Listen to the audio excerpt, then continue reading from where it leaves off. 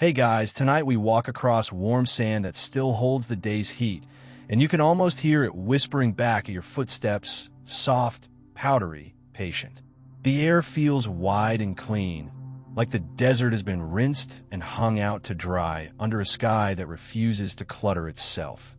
In front of you, the cliffs rise out of the flatness with that steady confidence only ancient stone seems to have, and tucked into that cliff is a shape your mind recognizes before your eyes fully focus. For colossal faces, calm as a held breath, watching the world with the kind of stillness that makes your own thoughts slow down just to match them. So, before you get comfortable, take a moment to like the video and subscribe, but only if you genuinely enjoy what I do here. And while you're settling in, drop a quick comment with your location and your local time. I love seeing where in the world you're listening from. And there's something quietly comforting about knowing you're here in the dark while someone else is just starting their morning or watching the sunset or pretending they're going to sleep early and absolutely not scrolling. Now, dim the lights, maybe turn on a fan for that soft background hum, and let's ease into tonight's journey together. You're standing at Abu Simbel, and even though your brain has filed it under famous place, what you actually feel is simpler and stranger. You feel small, but not in a bad way. Small like a pebble next to a river, small like a candle flame in a big room. Still important, still real, just quieted. The great temple doesn't greet you with movement or sound. It greets you with scale and silence, the kind that makes you instinctively lower your voice, even if you're alone. Those four-seated statues, each one a version of Ramses II, are not posed like they're about to spring into action. They're settled, anchored. Their hands rest on their knees with a steadiness that feels almost instructive, like the world could learn something from the way stone can sit without fidgeting. Their faces are composed in that ancient way, not smiling, not angry, just alert enough to remind you they're aware and calm enough to make you relax under their attention. And this is where this sleepy science part sneaks in, because your nervous system loves patterns it can trust. Huge, symmetrical shapes, repeated forms, predictable lines. Your brain reads them like a lullaby. There's a reason people find cathedrals calming, or why you can stare at waves forever. The temple facade is basically four giant metronomes made of rock, keeping time without making a sound. The cliff face around them is warm-toned, like toasted sandstone, and the shadows fall the way shadows should fall, long, soft-edged, and slow. The desert light is honest. It doesn't do flashy. It just reveals things in layers. First the silhouettes, then the carved details, then the fine lines where artisans, actual humans with tired arms and dusty eyelashes, turn the cliff into a doorway. You take a second to look up, and you realize the statues aren't just big. They're impossibly big in a way that breaks your sense of normal measurement. Your mind tries to compare them to buildings, to trees, to anything familiar, and it kind of gives up. That giving up is relaxing, too. It's your brain surrendering the need to control the scale of everything. It's admitting, very politely, that this place is not going to fit neatly into your usual little mental boxes. There's a strange comfort in that. You move closer, and the air feels cooler near the rock, as if the cliff is keeping its own secret climate. The entrance is centered beneath the colossi, a dark rectangular mouth that leads into the mountain. Above it, carved rows of figures and symbols create a kind of stone lacework. Ornament, yes, but also information. Ancient Egyptians didn't carve random decorations for fun, like they were bored and needed a hobby. Carving was communication. Carving was permanence. Carving was a way to make sure the story didn't evaporate into the desert wind. Your eyes land on the smaller statues near the legs of the giants. Family members, carved with care, scaled like they're standing in the presence of a monument, because they are. It's almost funny in a gentle way. The most powerful person in the region commissions a masterpiece of eternity and still includes a little family portrait like, just so, I had people. I had a whole thing going on. Even the ancient world couldn't resist leaving receipts.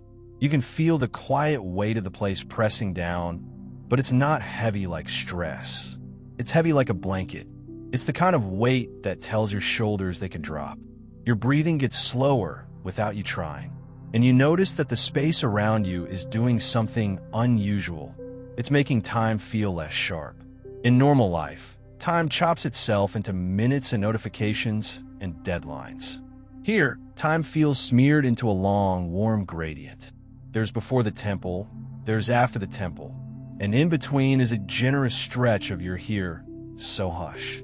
If you're the kind of person whose brain keeps spinning at bedtime, replaying conversations, solving imaginary problems, writing emails you'll never send, this is the antidote. Not because it distracts you with loud excitement, but because it overwhelms you with steadiness. It's too ancient to argue with, too calm to compete with. The temple doesn't need your attention. It already has it. The desert around Abu Simbel is the kind of landscape that looks empty until you learn how to see it. The sand isn't just sand. It's a shifting surface that records wind like a soft diary, rippled and smoothed and rippled again. The horizon is clean, almost minimalist, like the world has been simplified into its most relaxing shapes. Line, sky, stone. When the air moves, it doesn't rustle leaves or rattle signs. It just slides past your ears, a faint brush of sound that could be your imagination. And those faces, those enormous faces, are looking out at a world that has changed so many times you can't even count the versions. Empires rose and collapsed. Languages shifted. Borders got redrawn like someone couldn't stop doodling on a map. And still Abu Simbel sits here, doing what it was built to do. Keep a presence in the landscape, so strong it feels like the cliff itself is alive. You stand at the base of one statue and trace the lines with your eyes. The headdress, the calm brow, the slightly idealized features that were meant to look timeless rather than realistic. The ancient Egyptians were brilliant at making images that feel like they belong outside time. A face carved 3,000 years ago can still look like it's thinking quietly about something you'll never know. And there's a detail that always makes this place feel more human. One of the colossi is damaged. It's not perfect. Stone has cracked. Parts have fallen. It's a reminder that even monuments have to negotiate with physics. Even the grandest plans have to deal with gravity, weather, and the slow persistence of time. It doesn't ruin the magic. It deepens it, because perfection can feel cold. Imperfection feels like proof that the world is real. And real things are easier to rest with. The entrance stays dark, but it's not an ominous dark. It's an inviting dark, like a hallway in your house at night, when you know exactly where it leads. You don't go inside yet, not fully. You linger at the threshold the way you might linger at the edge of sleep, where you can still hear the room around you, but your thoughts are starting to soften. The stone underfoot is smoother than you expect, worn by the passage of countless visitors, ancient and modern. People have been coming here for a long time, drawn by the same magnetism you're feeling. And that's another relaxing fact, if you let it be one. Awe is a shared human experience. You are not alone in being small in front of something vast. You're part of an unbroken chain of wide eyes and quiet breaths. You take in the scale one more time, letting your gaze travel from the seated knees to the broad chest to the faces and then higher, where the cliff rises like a roof over everything. Above, the sky is a deep, fading blue, and if you're here late enough, stars will begin to appear with that gentle confidence they have in the desert.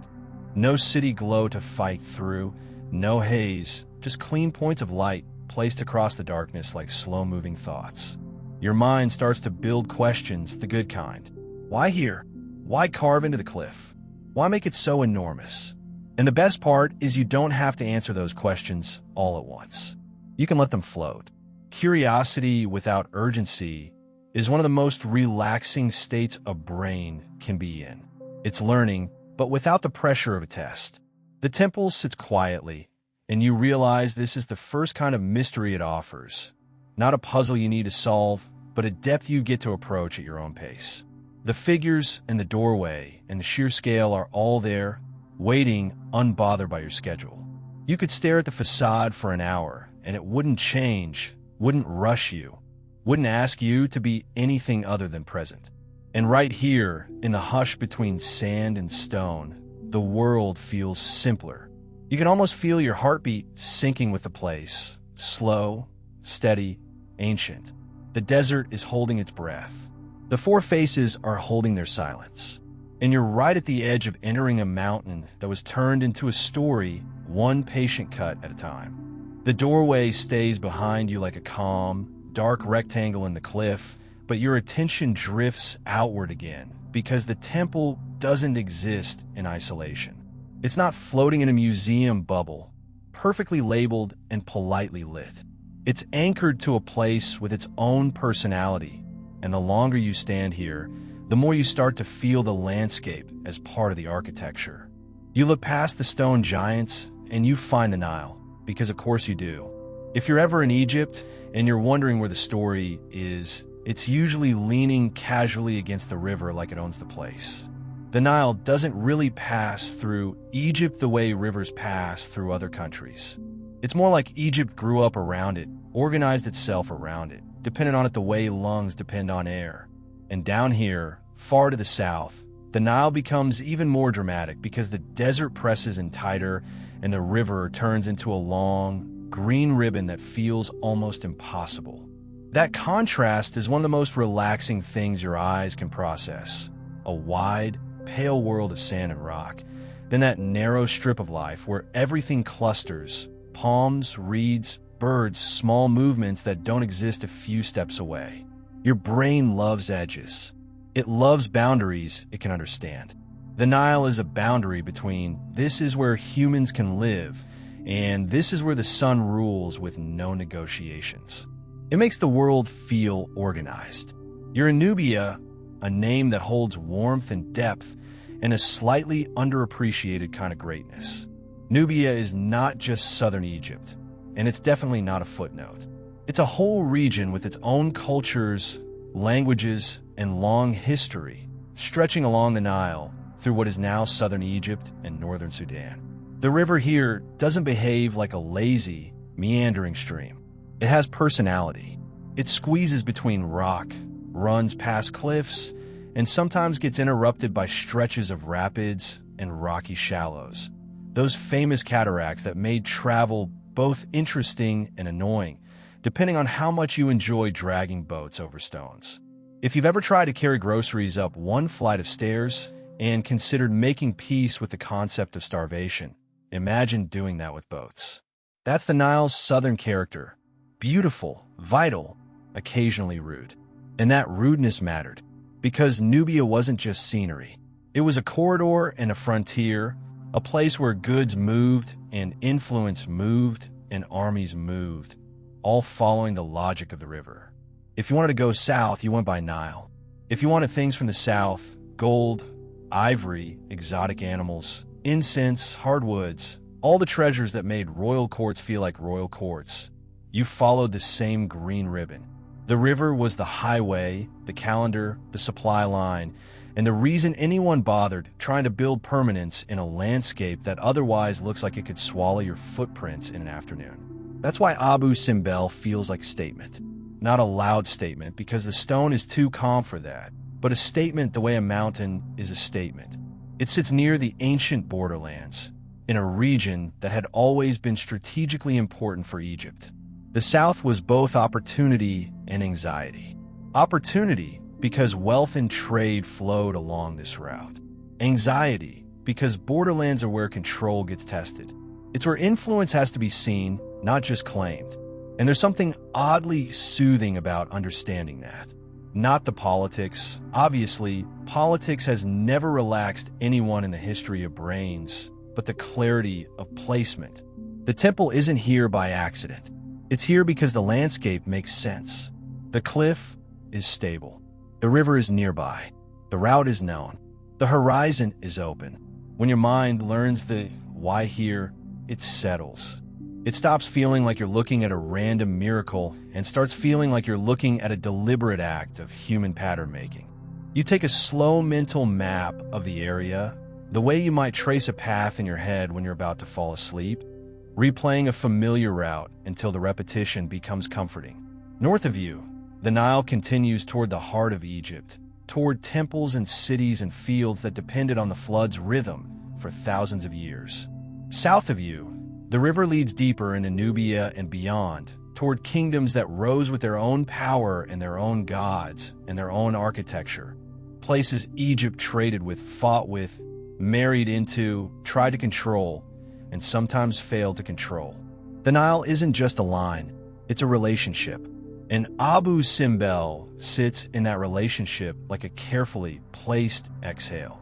You feel the desert air again, that dryness that makes everything crisp.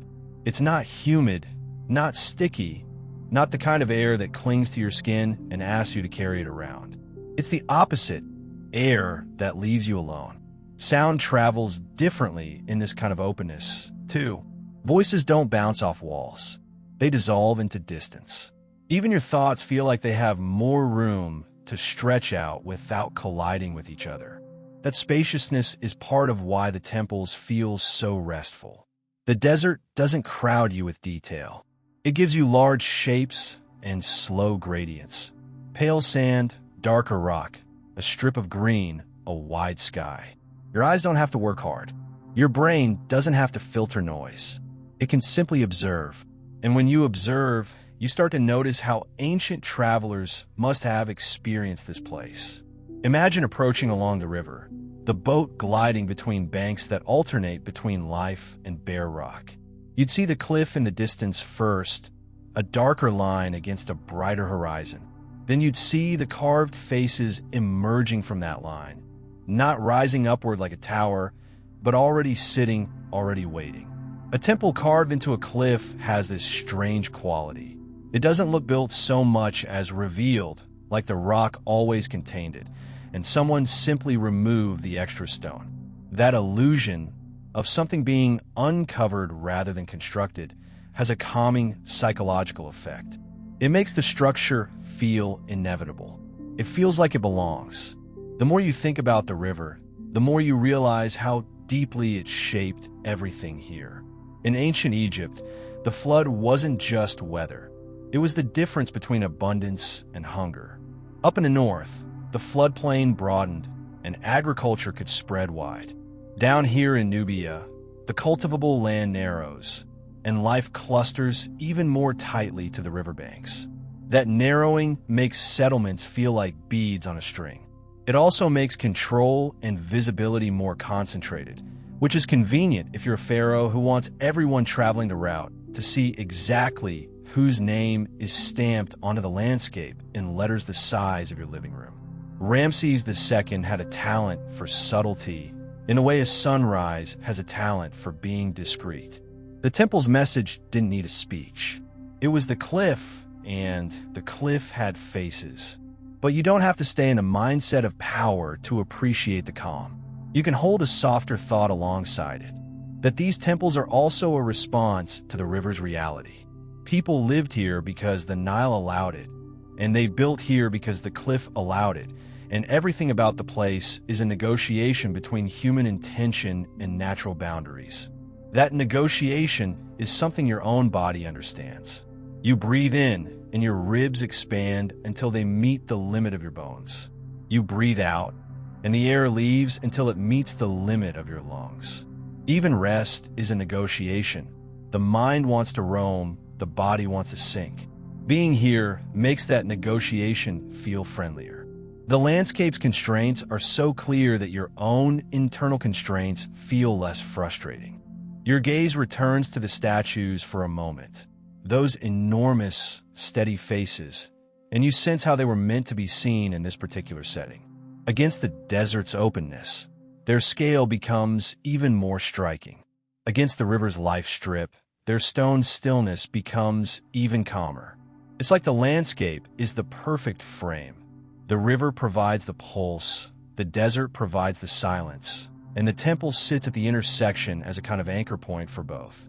If you listen closely, you can sometimes hear the simplest sounds: sand shifting under a step, a faint call of a bird near the water, a distant human voice turned into something soft by distance. Your mind starts to treat those sounds the way it treats white noise. They don't demand attention.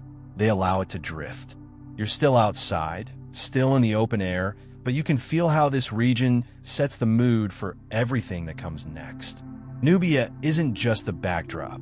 It's the first layer of the story, the geography that makes the mystery possible.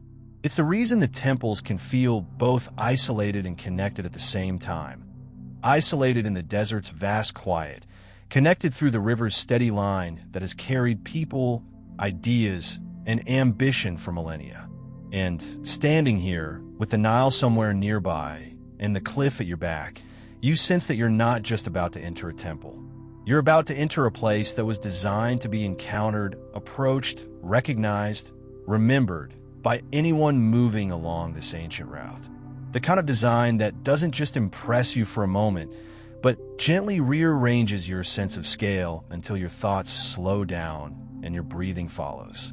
The river's logic is still in your bones as you turn back toward the cliff, because once your mind understands a map, it starts asking about the person who wanted to pin his name onto it.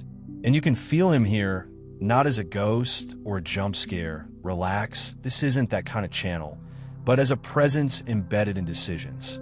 The size of the statues, the way the facade stares outward, the placement in a border region, it all carries the fingerprint of one very specific kind of human ambition. Ramses II wasn't the sort of ruler who thought, maybe I'll keep it low-key. He was the sort of ruler who looked at a mountain and thought, that's a nice canvas. Be a shame if it didn't have my face on it. And yet, as you stand under those calm stone features, it doesn't feel loud. That's the strange part. The intention is dramatic, but the result is soothing. A lot of modern ego comes with noise, constant updates, constant demands to be seen, a never-ending performance that makes your brain feel like it's trapped in a blinking billboard. This is different. This is ego translated into stone and then forced to sit still for 3,000 years. Whatever emotional chaos built it, the finished thing has the patience of geology. There's something quietly funny about how time edits people.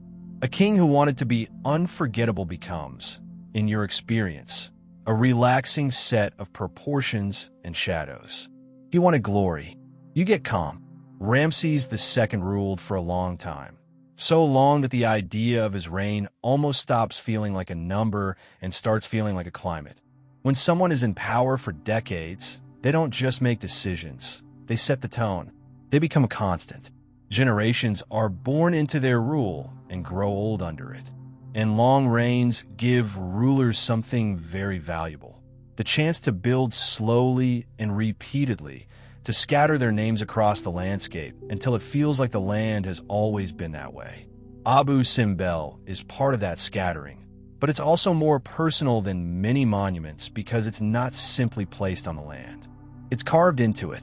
That suggests a particular obsession, not just with being remembered, but with being unmovable, with being part of the cliff the way the cliff is part of the desert.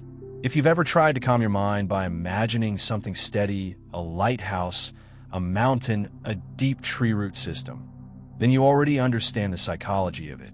Ramses wanted to be the steady thing. He wanted to be the image that outlasts the messiness of human life. And here's the science for sleep truth. Your brain finds deep time soothing because it puts your immediate worries into perspective without insulting them. It doesn't say, your problems don't matter. It says, your problems are not the whole universe. Standing here, you can feel that shift happen in your chest. The temple is a scale model of permanence, and your nervous system responds by loosening its grip on whatever it's been clutching all day. Ramses II's era was part of Egypt's new kingdom, a period when the state had immense resources, strong centralized power, and a sense of itself as a major player in the region. That confidence shows in the art. There's a smoothness to the carving, a clarity to the lines, a willingness to think big. When a society has stability, at least relative stability, it tends to produce grand projects. When a society is shaky, it produces smaller, more urgent things. Abu Simbel feels like a civilization exhaling, saying, we can afford to do this. And Ramses, being Ramses, took that exhale and turned it into a mountain-sized signature. You can almost imagine the inner monologue, and it's mildly hilarious.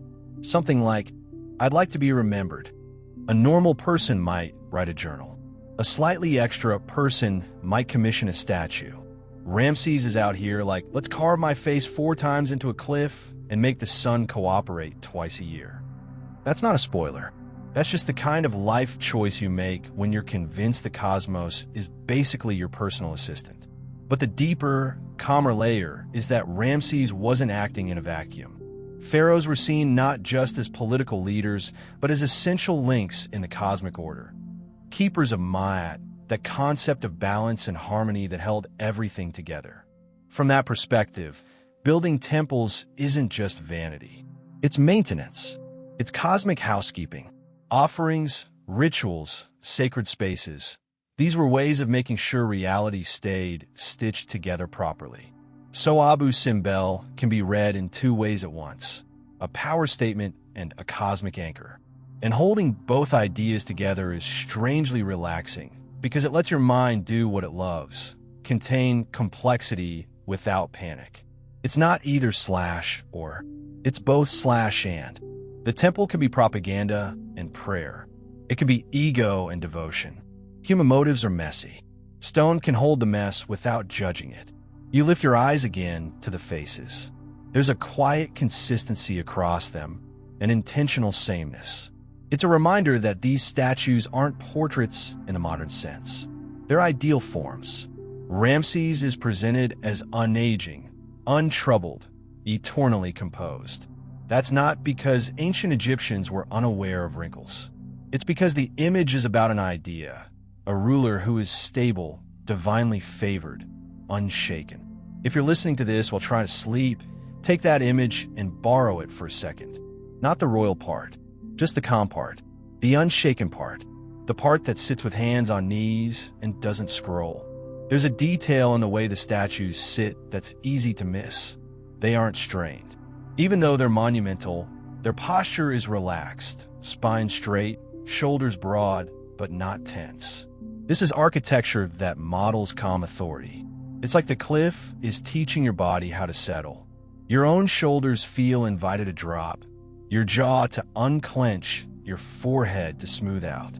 The temple's location reinforces that sense of intentional calm power. Borderlands are places of uncertainty, where you want stability to feel visible. A carved mountain says, "This is not a temporary arrangement." It says, "The order you're under is as fixed as rock." Whether that order was comforting or oppressive depended on who you were, obviously, but the psychological strategy is clear: make permanence visible. And permanence, regardless of the politics behind it, has a sedative effect on an anxious mind. Anxiety thrives on unpredictability. The temple is a predictable thing. It has been sitting here through droughts and floods and regime changes. It doesn't refresh itself every 5 seconds. It doesn't need constant engagement. It just exists. You think about the artisans again, the people who actually did the carving, and how they must have experienced Ramses. For them, he wasn't just a name. He was the reason they had work, the reason they had rations, the reason they had to wake up early and hammer stone in the heat. There's a whole human world behind the monument. Camps, tools, meals, jokes, fatigue, pride, irritation, maybe even quiet admiration. The finished temple is smooth, but the process was gritty. Thousands of strikes, countless hours, dust in the throat, sweat drying into salt. And still, what you're left with is serenity. It's almost unfair. Like when someone spends all day cooking and you inhale the smell for 3 seconds and go, "Nice." Ramses would probably love that. "Yes, I am nice. Thank you for noticing." Your attention shifts from the faces to the entrance again, that dark rectangular opening beneath the statues. It's like the temple is inviting you to move from the outer performance, grand scale, public message, into something more intimate. Ramses built a facade that faces the world, but he also built an interior that swallows sound and cools the air and rearranges your sense of space. That's another thing your brain likes: transitions. Your nervous system calms when it can move from open to enclosed, from bright to dim, from wide to narrow. It's the feeling of going from a loud street into a quiet room. The temple is engineered for that feeling. Even if the original purpose was sacred ritual and royal messaging, the experience it gives you is deeply human, the relief of entering shade. As you stand at the threshold, you can almost feel Ramses' obsession with forever pressing gently from the stone. Not in a creepy way, more like a persistent idea. This will last. In your modern mind, which is constantly being told that everything is temporary, subscriptions, updates, trends, your phone battery, finds that idea soothing in a way it didn't expect. There's a kind of comfort in something that refuses to be replaced. You take one last look outward toward the desert and the invisible line of the Nile beyond. And it's like you're holding two kinds of time at once. Outside is daily time, wind, light, shifting sand. Inside is monument time, carved, measured, controlled. Ramses wanted to trap time inside stone, to make a place where his name and his gods and his image could repeat forever. And the strange gift is that when you step closer to that dark opening, you're not stepping into a lesson. You're stepping into a rhythm, one that was designed to slow you down, to make you feel the weight of the mountain and the calm of the shadows, and to carry you deeper with every breath. The darkness inside the entrance feels like a soft curtain you can walk through, and as you cross that line, the temperature changes in a way your body understands immediately. Outside was sun and open air and that bright, honest desert light. In here, the air is cooler, steadier, almost stored. The cliff has been holding this calm for thousands of years, like it knows you're coming with a mind full of noise and it's ready to absorb some of it. Your eyes take a moment to adjust, and during that brief blur, you can almost sense the temple as a shape rather than a sight. Walls close in, the ceiling presses gently above you. The floor feels firm and level, and sound changes. Even your breathing sounds different, softer, swallowed by stone.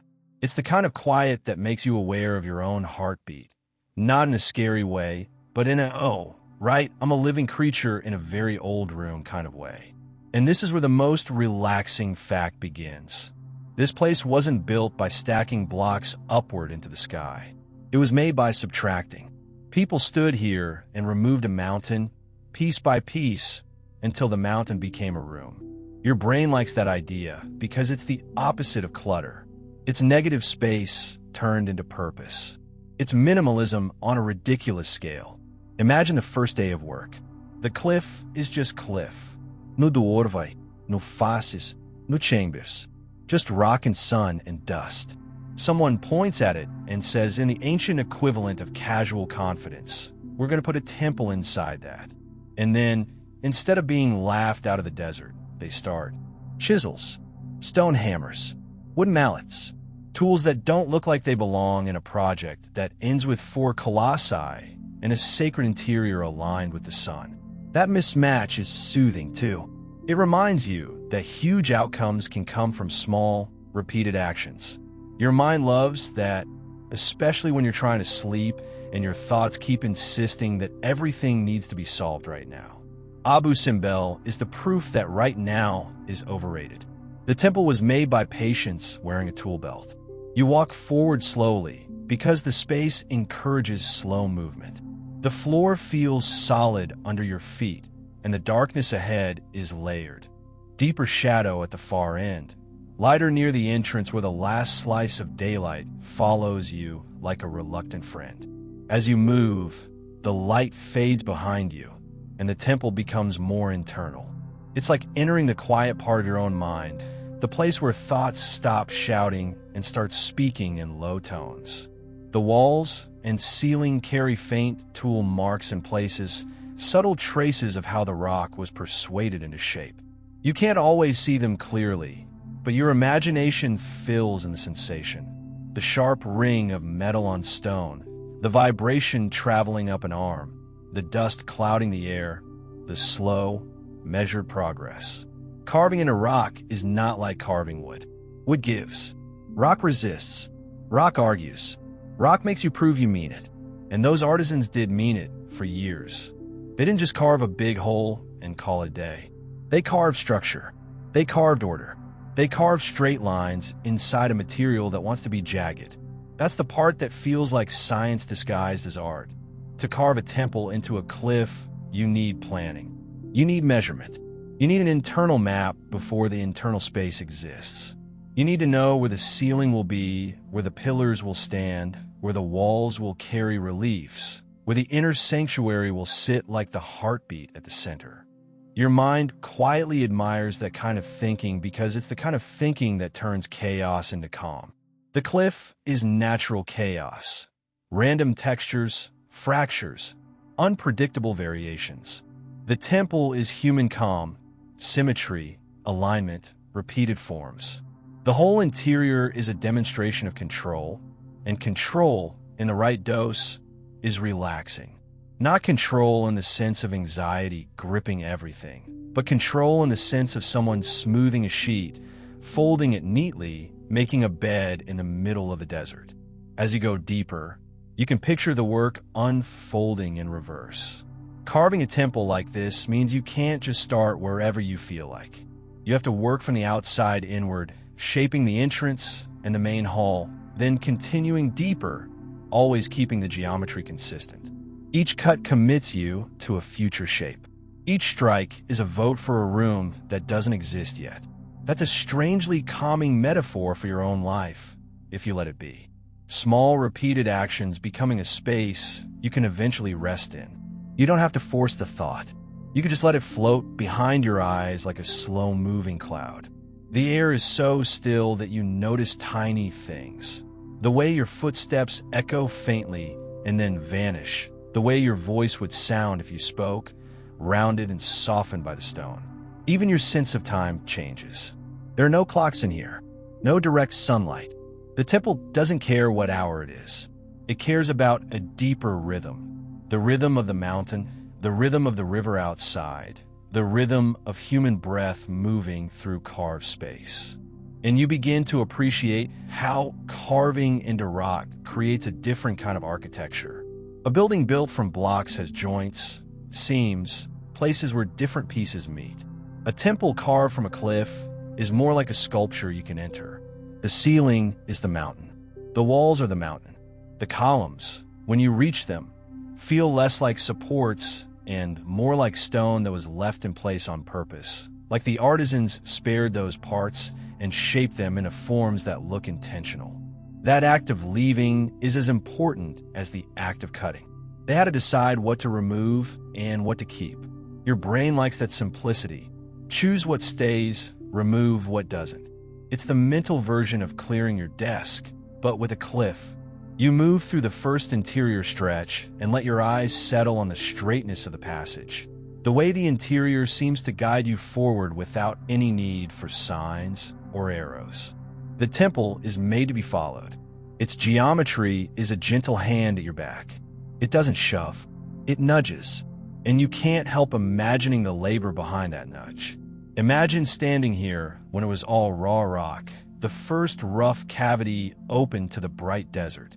Workers would have hauled out debris, broken stone, dust, chunks chipped away, over and over, day after day. They would have used simple methods, baskets, sledges, human strength. No engines, no electric lights. They likely worked with daylight and lamps, with smoke, with the smell of burning oil, with heat outside and cooler air inside. Their world would have been filled with rhythms. Top, top, top, pause. Top, top, dust, wipe sweat, drink water. Top, top, top. It's almost hypnotic the way repetitive labor can become a kind of trance. Your mind, listening to the imagined cadence, starts to match it. Your thoughts become less jumpy, more steady. There's a gentle irony in that. A monument made to impress the world is also, at its core, the result of countless quiet moments of repetitive effort. Abu Simbel feels like eternity, but it was made out of Tuesdays. If you focus on the sensory details, the temple becomes even calmer. The stone has a faint, dry scent, neutral, mineral like a cool cave. The air doesn't taste like city air. It tastes like nothing, and nothing tastes good when you're trying to relax. You can feel the slight shift in humidity, too. Outside, the desert is bone dry. Inside, the rock holds a touch more moisture, a touch more steadiness, the way shaded places do. And the silence has layers. It's not absolute silence because nothing is absolute, but it's the kind of silence that reduces your brain's workload. It gives your nervous system less to process. Less input means less alertness. Less alertness means your body starts remembering that rest is allowed. You let yourself think about the artisan's hands, how they learned to control a chisel, how they read the stone, how they knew the difference between a clean strike and a cracking disaster. Stone carving is not just strength, it's finesse. It's listening to the material, recognizing the grain, the fractures, the stubborn points. They would have had to correct mistakes, smooth surfaces, refine lines. The temple is full of clean edges because someone spent time making those edges clean. That's another relaxing fact. Smoothness is a luxury of time. Roughness is quick. Smoothness means someone cared enough to go back over a surface and make it gentle to the eye. And your eye responds with gratitude. Your gaze slides along the walls without catching on chaos. It's like your mind finally can slide too. As you walk, you can sense the cliff above you, massive and unmoving. There's a deep comfort in being under something stable. Not trapped, protected. Like being under a thick roof during rain, hearing the storm outside, but feeling safe. Here, the storm is the desert's harshness and heat, and you're inside the mountain's cool, held space. You start to realize that this temple is doing something to your inner pace. It's teaching you to take your time. There's no rush because the stone isn't rushing. The walls have been here for millennia. They'll be here after you leave. That knowledge makes your muscles loosen because urgency starts to feel unnecessary. You don't have to win against time in a place that has already outlasted so much. And as you continue inward, the passage opens toward the larger spaces ahead, and you can feel the architecture preparing you for that shift, like a story lowering its voice right before revealing something magnificent. The rock has already begun transforming from cliff into corridor, and you're about to see it transform further in a hall shaped by human hands and human imagination, carved with the kind of patience that makes your own mind quiet down just to honor it. You keep walking, and the passage opens just enough for you to feel that you're being led somewhere larger. But before the temple gives you the full interior, it tempts you with one of the simplest tricks of human perception. It makes you want to turn around. So you do.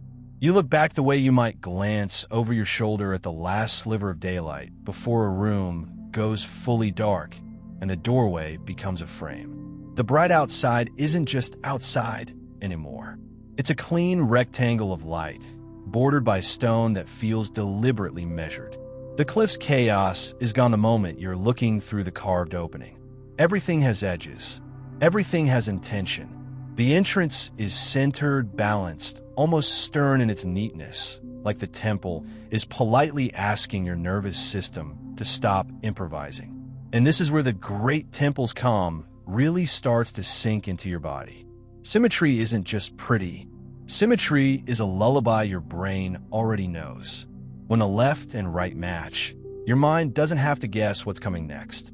It doesn't have to stay on guard. It can predict the shape of what it sees, and prediction is comfort. It's the same reason you can fall asleep faster in a room you've slept in before, or why a steady fan hum makes your thoughts stop snapping at every tiny sound. You step back out again, slow and easy, letting the brightness return without rushing your eyes. The heat touches your skin like a warm hand, and the facade is there, unchanged, seated, patient, enormous. The four colossi hold the horizon in place.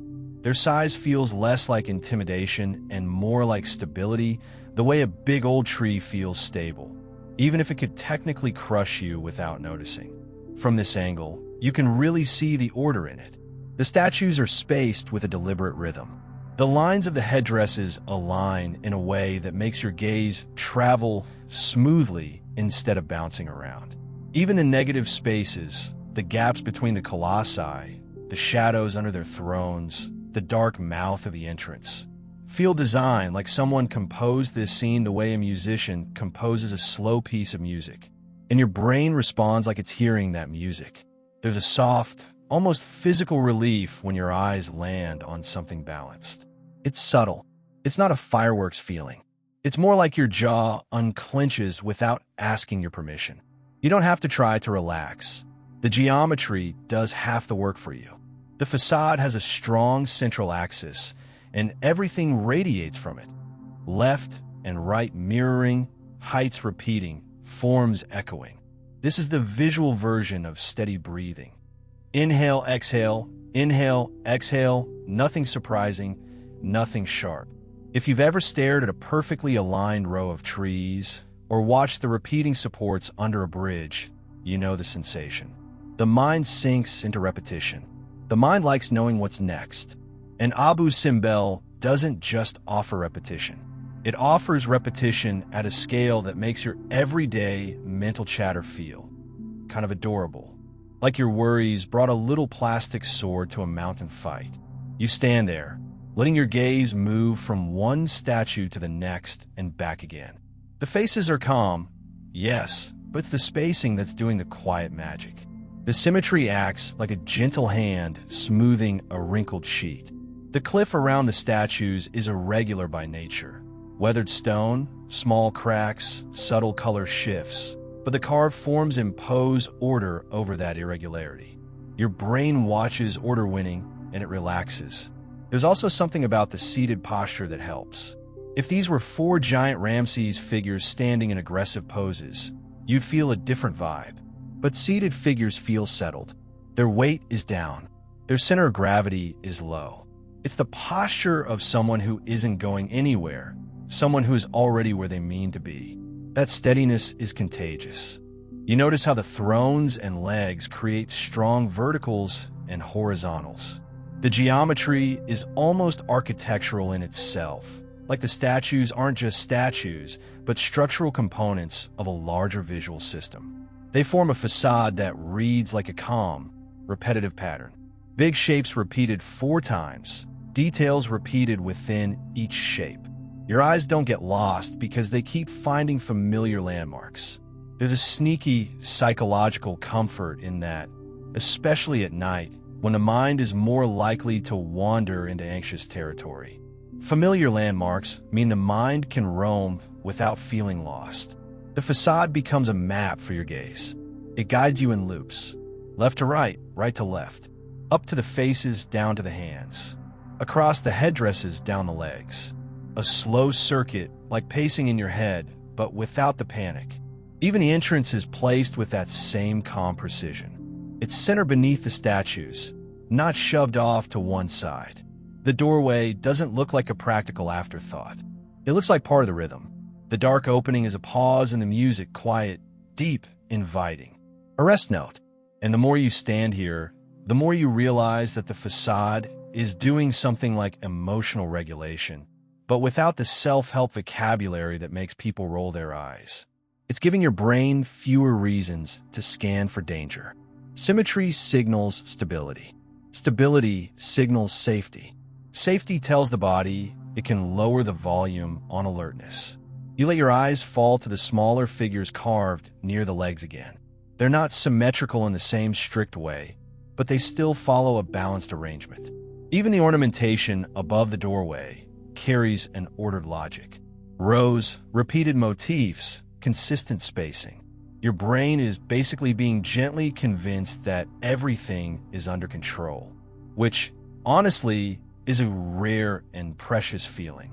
The desert wind moves lightly across the open space, and you can feel how the facade interacts with light.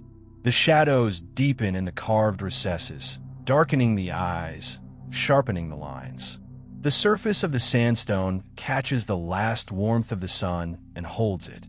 If you're here near dusk, the light shifts slowly across the statues, and the effect is almost like the temple is breathing with the day, brightening, then softening, then letting the darkness take over without resistance.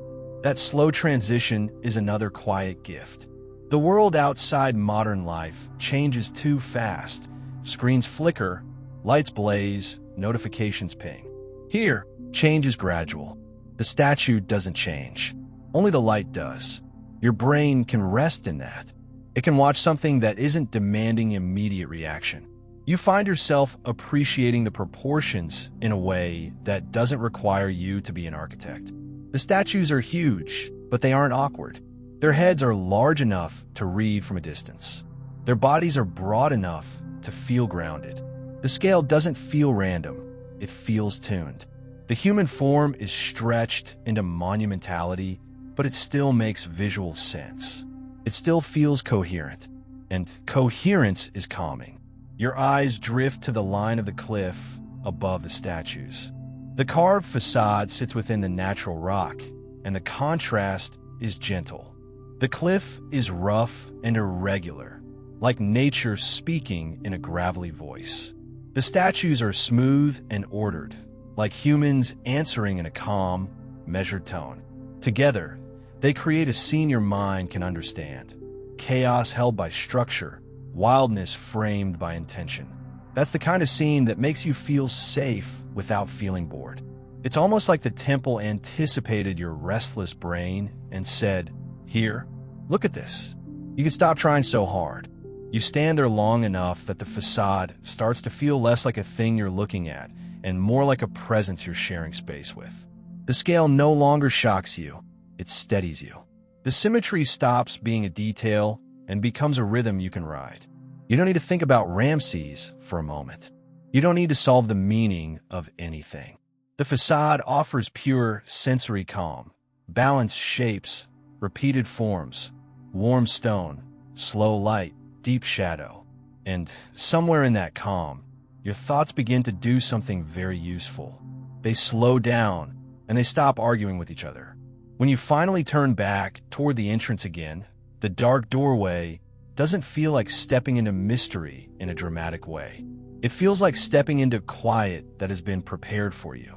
The facade has already done the first part of the work, easing your mind into predictable patterns, lowering your internal volume, making the transition from open desert into carved mountain feel natural. You cross the threshold again, and the bright rectangle behind you becomes smaller, like a closing eyelid. The stone around you returns, cool and steady, and your body carries that symmetrical calm inward with you, as if the facade has taught your breathing to match its rhythm. The interior hush catches you again, like stepping from a bright street into a dim hallway where everyone instinctively speaks softer. Your eyes adjust faster this time, and the space feels less unknown, still immense, still ancient, but familiar enough that your mind doesn't tense up. That's one of the sneakiest comforts of places like this. The second time you enter, your nervous system goes, "Oh, we've done this. This is safe." And it relaxes into the experience instead of bracing for it. You move forward, and the memory of the four-seated colossi stays with you like an afterimage. Big calm faces, steady hands, symmetrical presence. But now inside, your thoughts drift back to a detail you noticed outside, the one that keeps the facade from feeling like a perfect, untouchable postcard. One of the colossi is damaged. Not subtly, not in a tiny chip, barely worth mentioning way. A significant section collapsed long ago, and the broken pieces aren't hidden. They're part of the story. You can almost see them in your mind, even though you're inside. Chunks of the statue scattered near the base, the original form interrupted. It's the kind of imperfection that, weirdly, makes the whole place feel more believable. Like the temple isn't pretending to be eternal in a naive way. It's eternal the way a mountain is eternal. Still subject to gravity, still shaped by time, still occasionally losing a piece of itself. And your brain finds that comforting because perfect things can feel suspicious. Perfect things feel like they require constant effort to maintain. Imperfect things feel like they can breathe. The funny part is that Ramses didn't commission this place hoping for a charming flaw. This wasn't some ancient design choice like, let's do a distressed finish. The damage happened because stone is strong, but it isn't invincible. It cracks. It shifts. It obeys physics. And if you let that fact settle in your mind, it becomes a surprisingly soothing thought. The laws of the universe are consistent. Even kings can't negotiate with gravity forever. That consistency is a kind of lullaby. Outside, you saw the broken colossus and maybe felt a tiny flicker of sadness because human beings always do. We see damage and we imagine the moment it happened. But here's the calmer angle. The temple didn't lose its power when the statue broke. In some ways, it gained a different kind of power. It became less like propaganda and more like a conversation with time. A reminder that endurance doesn't require perfection. Endurance is what happens after the crack. You keep walking, and the corridor's darkness is less like emptiness and more like velvet, soft, absorbing. Your footsteps land gently, and the stone doesn't echo sharply. It's like the mountain doesn't want to wake anyone up, including you. You think about the faces again, how composed they are. The noses, the lips, the eyes carved with that steady, idealized calm. That composure is part of the visual spell. Human faces are some of the strongest attention magnets in the world. Your brain is designed to read them instantly, to search for emotion, intention, danger, welcome. It's why you can't help noticing a face in a crowd, why you can read mood in a blink. So imagine what it does to you when the face is enormous, serene, and repeated 4 times. It's like your brain tries to read the emotion and keeps finding the same thing. Calm. Not a smile that asks for something. Not a glare that challenges you. Just calm. That repetition tells your nervous system, over and over, nothing urgent here. And then the one broken statue adds a second message. Even if something breaks, the world continues. That's a pretty decent sleep message, honestly. Better than anything your email inbox has ever offered. As you move toward the larger space ahead, the temple seems to widen around you, and your mind begins to shift from the outside's monumental faces to the inside's quieter details. It's like the temple is slowly changing the scale of what you care about. Outside, the question is, how can something be this big? Inside, the question becomes, how can something this old still feel so close? Because despite all the grandeur, the carvings are human. The lines were made by hands. The symmetry was achieved by people who had to measure, adjust, check, and correct. And somewhere in that knowledge is another kind of comfort. You're surrounded by evidence of attention. Someone paid attention here. Someone cared about aligning edges, smoothing surfaces, telling stories. Attention is one of the rarest gifts in modern life. You spend your days being tugged in a dozen directions. Here, the stone holds the residue of sustained focus, and it invites your mind to borrow some. You pause, and even that pause feels allowed.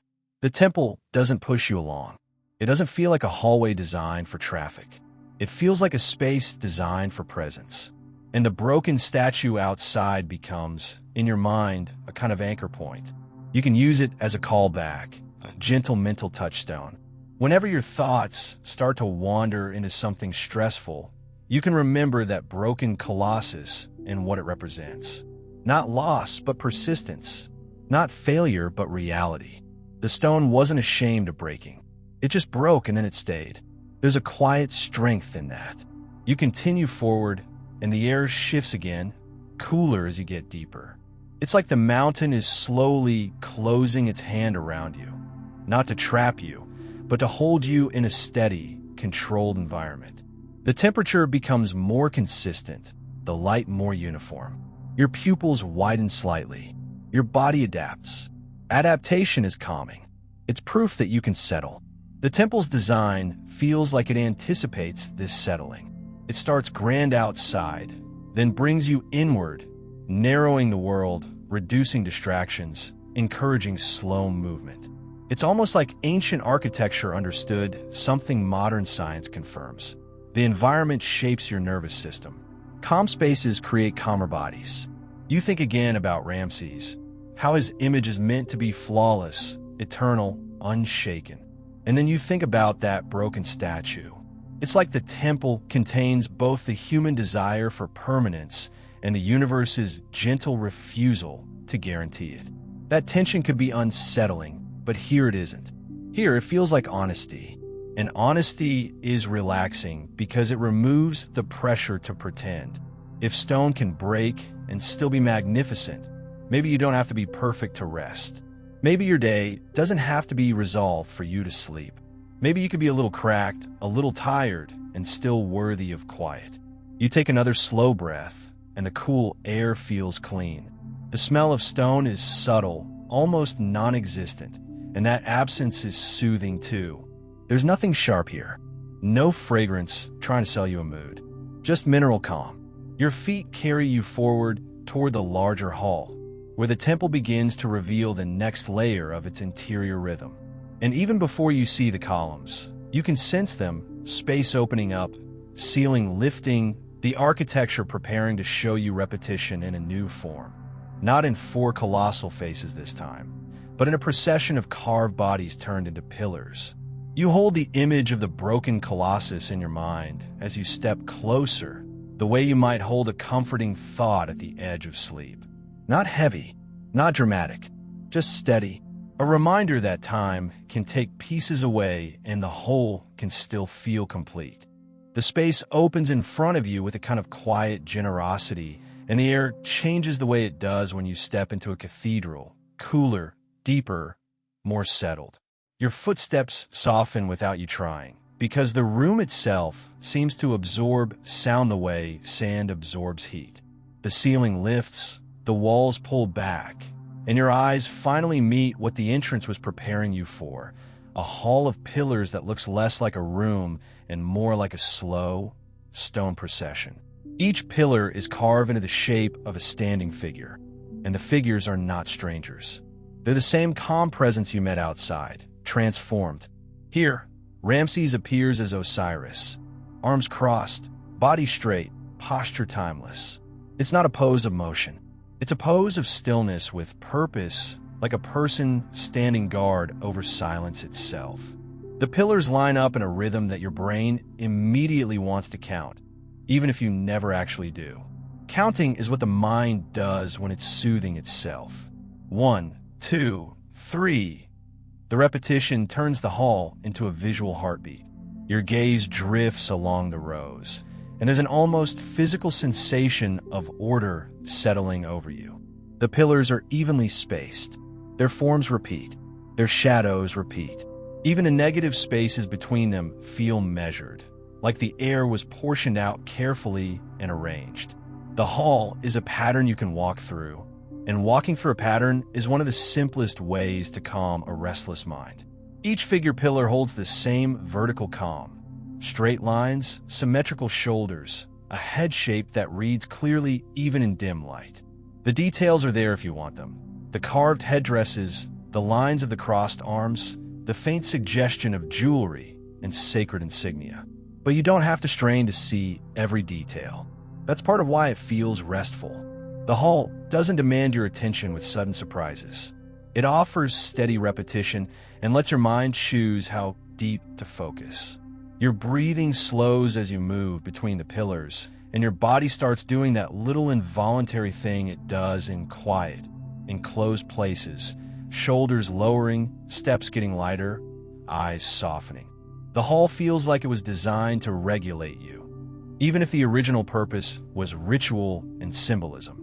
Your modern nervous system doesn't care what the ancient label was. It responds to space, to light, to rhythm. The shadows here are especially gentle. Outside, sunlight was sharp and decisive, slicing lines into stone. Inside, light becomes a slow gradient. The pillars catch what little illumination filters in, and their carved surfaces create soft contrast, raised edges glowing faintly, recessed lines sinking into darkness. Your eyes follow those lines like they're tracing a slow drawing. And there's something hypnotic about the way the figures repeat.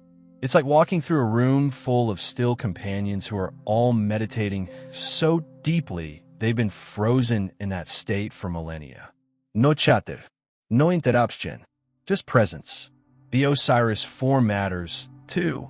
Even if you're not trying to memorize mythology at bedtime, Osiris is associated with death and rebirth, with cycles, with the idea that endings fold into beginnings the way night folds into morning. But in this space, those ideas don't feel heavy. They feel cyclical and natural, like the river outside. The Nile floods, then recedes. Seeds sprout, then rest. The sun rises, then sets. Your body wakes, then sleeps. The Osiris pillars are a reminder that cycles are not emergencies. They're patterns, and the temple keeps offering you patterns. You walk slowly between the columns, and your peripheral vision is filled with symmetry. Left side mirrors right side in a way that makes your mind stop scanning for threats. In daily life, your eyes are constantly darting. Cars, screens, people, signs, small movements that keep the brain in a mild state of alertness. Here, movement is minimal. The pillars stand. The shadows stand. The stone stands. Your mind learns it can stop darting. Even your sense of distance changes. The hall doesn't feel like a short room you cross quickly. It feels longer than it is because your brain is taking in repeated forms and repetition stretches time.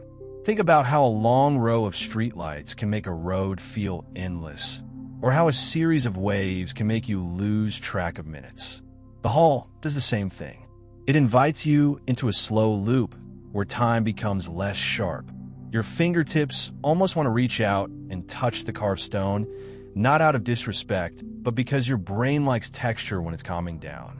The idea of cool sandstone under your fingers is soothing, dry, smooth in places, slightly rough where the chisel's work still whispers. Stone has a way of making you feel grounded because it's literal ground turned vertical. It's not going anywhere. Your hand could rest against it and borrow that steadiness. The figure's faces are calmer here than outside. Somehow, outside, the colossi were enormous and public, designed for the horizon. Inside, the faces are closer, more intimate, carved for a space that holds quiet. The expression is still composed, no drama, no strain. A steady gaze, a neutral mouth, a brow that doesn't worry. Your brain reads that neutrality as safety, and then your mind notices something else. The hall is not only about the pillars, it's also about the spaces between them. Those spaces create a kind of corridor within a corridor, little lanes of movement that guide you forward. The temple doesn't give you one open, chaotic room. It gives you a structured path through a forest of stone bodies. That structure makes it easier to move without feeling lost. Lostness is stimulating. Structure is calming. As you continue, the carved scenes on the walls begin to emerge more clearly. Reliefs, figures, symbols, long lines of narrative. But they don't shout. They sit there, waiting like books on a shelf in a quiet library. The hall's pillars remain the main rhythm, the repeated beat behind everything else. You feel the way your own body becomes part of the repetition. Step, step, step. Shadow, shadow, shadow. Pillar, pillar, pillar. Your breathing syncs with your walking. Your walking syncs with the visual rhythm. The hall becomes a metronome you can inhabit. There's a small, sleepy kind of humor in how effective this is. Modern people spend money on apps to calm down, guided breathing, white noise machines, mood lighting. Ancient Egyptians carved a mountain into a pattern and said, "Stand here and be quiet." And it works. Your brain doesn't care that it's ancient. Your brain just cares that it feels safe and steady. The air is cooler here, and you can sense how the stone regulates temperature. Outside, the desert swings between heat and cold. Inside, the mountain buffers those extremes. It's the same principle as a cellar staying cool in summer or a cave holding a steady chill. The temple is a climate stabilizer. Your body loves stable temperature because it reduces stress signals. No sviatim, no chiverem, no sudem desconforte. Just neutral, held air. Your thoughts drift to the people who first walked through this hall long ago. Priests moving quietly, carrying offerings, chanting softly, the sound bouncing gently off carved surfaces. The repetition of the pillars would have amplified the sense of ceremony. It would have made each step feel like part of a larger order. Even if you don't share the beliefs, you can feel the psychology. Repeated forms create repeated feelings. Repeated feelings create ritual. Ritual creates calm. You notice how the pillars' forms catch the dim light differently as you pass them. One face glows faintly, then fades. Another emerges, then recedes. It's like the hall is slowly blinking, not in a way that startles you, but in a slow, natural cycle, light and shadow alternating as you move. That alternating pattern is another deep comfort. It's like a visual version of breathing. Light, dark, light, dark. Your heartbeat feels quieter, not because it literally slows dramatically, but because you're less aware of urgency. Your mind isn't sprinting ahead. It's staying with your senses. The coolness of the air, the dryness of the stone, the soft echo of footsteps. The hall is doing what calm environments do best, pulling attention out of your head and into the room. And the procession of carved figures carries you forward with the gentlest pressure. Not a push, not a command, more like a suggestion. Keep going. There's more quiet deeper in. The pillars, with their crossed arms and steady stance, feel like guardians of that deeper quiet. They're not threatening. They're reassuring. They're the kind of guardians who would tell you to drink water and get some sleep, then stand there silently while you actually do it. As you reach farther into the hall, the light from the entrance becomes weaker behind you, and the interior becomes more complete. The outside world dissolves. The river, the desert, the horizon, all of it still exists, but it's held at a distance by stone and shadow. You're in the temple's rhythm now, and the rhythm is slow, repeated, dependable. You move between the last few pillars in this stretch, and the hall's procession feels like it's closing around you in the kindest way. The carved figures remain still, the shadows remain soft, and the mountain continues doing what it has done for ages, holding quiet for anyone who steps inside, offering repetition to a restless mind, and turning a path into something that feels, strangely, like a deep breath you can walk through. The pillars fade behind you gradually, not all at once, because the hall doesn't have sharp endings. It just transitions, like the way a thought turns into a dream without announcing the change. You keep moving forward, and the walls begin to pull more of your attention. Not because they suddenly become louder, but because your eyes are ready for a different kind of pattern. The reliefs here carry stories, and if the word battle makes your nervous system brace, you can relax. The scenes might show conflict, but the experience of looking at them is strangely gentle. They're carved into stone in a way that turns motion into stillness. Even chaos becomes organized when it's arranged into registers, repeated figures, and carefully balanced compositions. Your gaze drifts along the wall, and you notice how the reliefs guide it. Lines of bodies, lines of chariots, lines of symbols. The figures are arranged in layers, like music written on a staff. You don't have to understand every detail to feel the rhythm. The rhythm is the point. Ancient Egyptian art wasn't trying to be a snapshot. It was trying to be a clear, readable statement, clean edges, repeated forms, visual rules that remain consistent across a scene. Consistency is calming. So even if the subject is dramatic, horses, chariots, soldiers, the carving itself is quiet. There's no blur, no frantic scribble. Every element is placed with intention. The horses hold their legs in stylized motion. The chariots align. The figures repeat in a steady cadence. Your brain reads that structure the way it reads a pattern blanket, not as a demand for analysis, but as a texture you can sink into. And there's a softer way to take in these scenes that fits the sleepy mood perfectly. Instead of focusing on what's happening, who is winning, who is striking, who is chasing, you focus on how it's drawn. On the negative space between arms and reins. On the curves of a bow repeated again and again. On the way hieroglyphs march like little carved breaths above the figures. It becomes less like watching a fight and more like watching handwriting. Ancient, careful, deliberate. You can let your attention settle on the craftsmanship itself. The depth of the carving changes slightly depending on the figure. A line here is crisp. A surface there is smooth.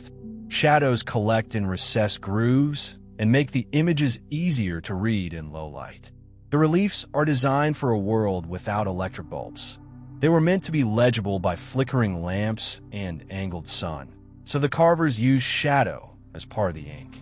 Shadow as ink is a calming idea. Your eyes travel slowly, and the scenes become a kind of visual ASMR, soft, repetitive details, a steady flow of carved information. Your mind doesn't have to solve anything. It can simply watch the way the lines move. Even hieroglyphs have a soothing order. They're not random scribbles. They're little pictures aligned in rows, spaced with care. Birds, reeds, hands, eyes. Small shapes that hold meaning, but also hold rhythm. If you've ever stared at a page of beautifully printed text and felt calmer just because it looked neat, you understand this. The brain likes tidy information. It likes when symbols behave. The wall reliefs are also a reminder that ancient people were storytellers the way we are. They wanted to record what mattered to them. They wanted to put events into a form that could outlast memory. And here's the sleepy twist. The events become less important than the act of recording. The reliefs are evidence of a human desire to make sense of life by turning it into a narrative. That desire is comforting because it's familiar. You do it every day. You turn your day into a story in your head. What happened, what it meant, what you wish you'd said, what you hope will happen tomorrow. The temple just did the same thing, but with stone and with a budget that makes your calendar planner look a little underfunded. Your attention catches on a scene where Ramses is larger than everyone else, because of course he is. Ancient Egyptian art uses size to show importance, not literal reality. It's not trying to trick your eye into thinking the king is a giant. It's telling your mind, very directly, this person is central. And the honesty of that visual language is oddly relaxing. It doesn't pretend. It doesn't do subtle hints. It just communicates in clear rules. Clear rules calm the brain. You can feel the temple's interior guiding your focus again. Outside, the facade gave you enormous faces and simple symmetry. The hall gave you repeated pillars. Here, the walls give you repeated scenes and repeated symbols. Everything is repetition layered on repetition, like a lullaby built from patterns, visual, spatial, rhythmic. The reliefs aren't only about battle, either. They're also about offering ritual connection with gods.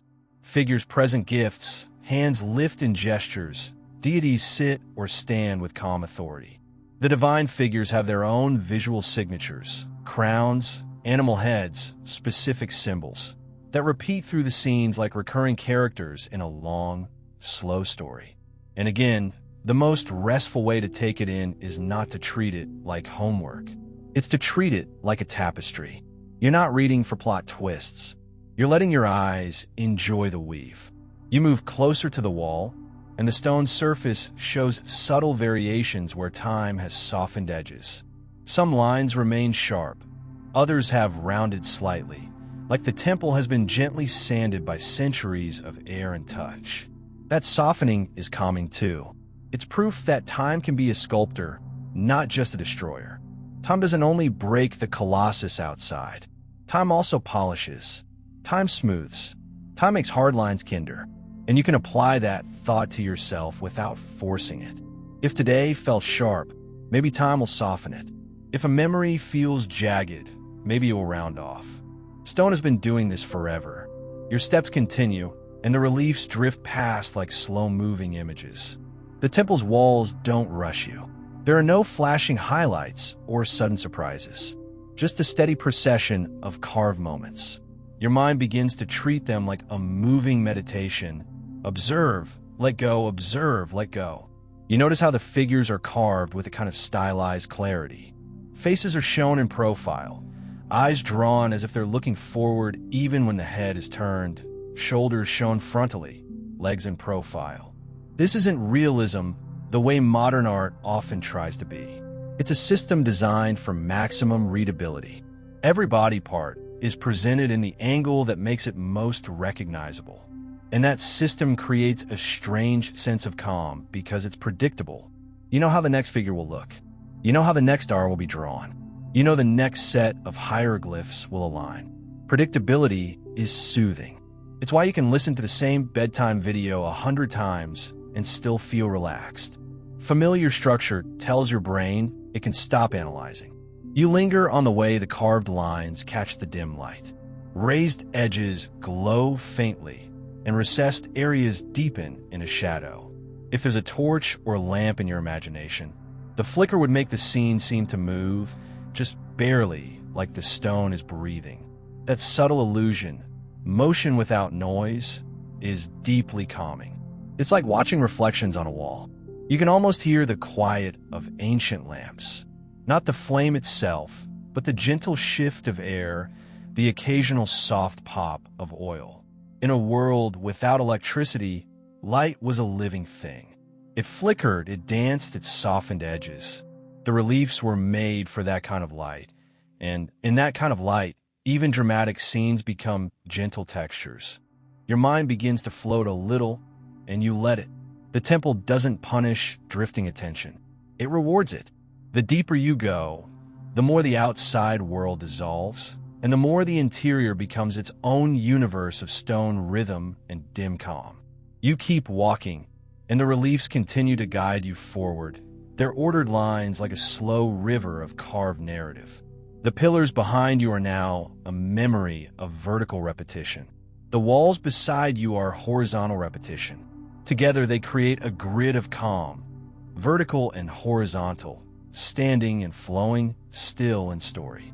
And somewhere ahead, the space begins to narrow again, subtly steering you toward the deepest part of the temple, where the air grows cooler, the darkness grows thicker, and the geometry becomes even more intimate, like the temple is gathering itself into a quiet center.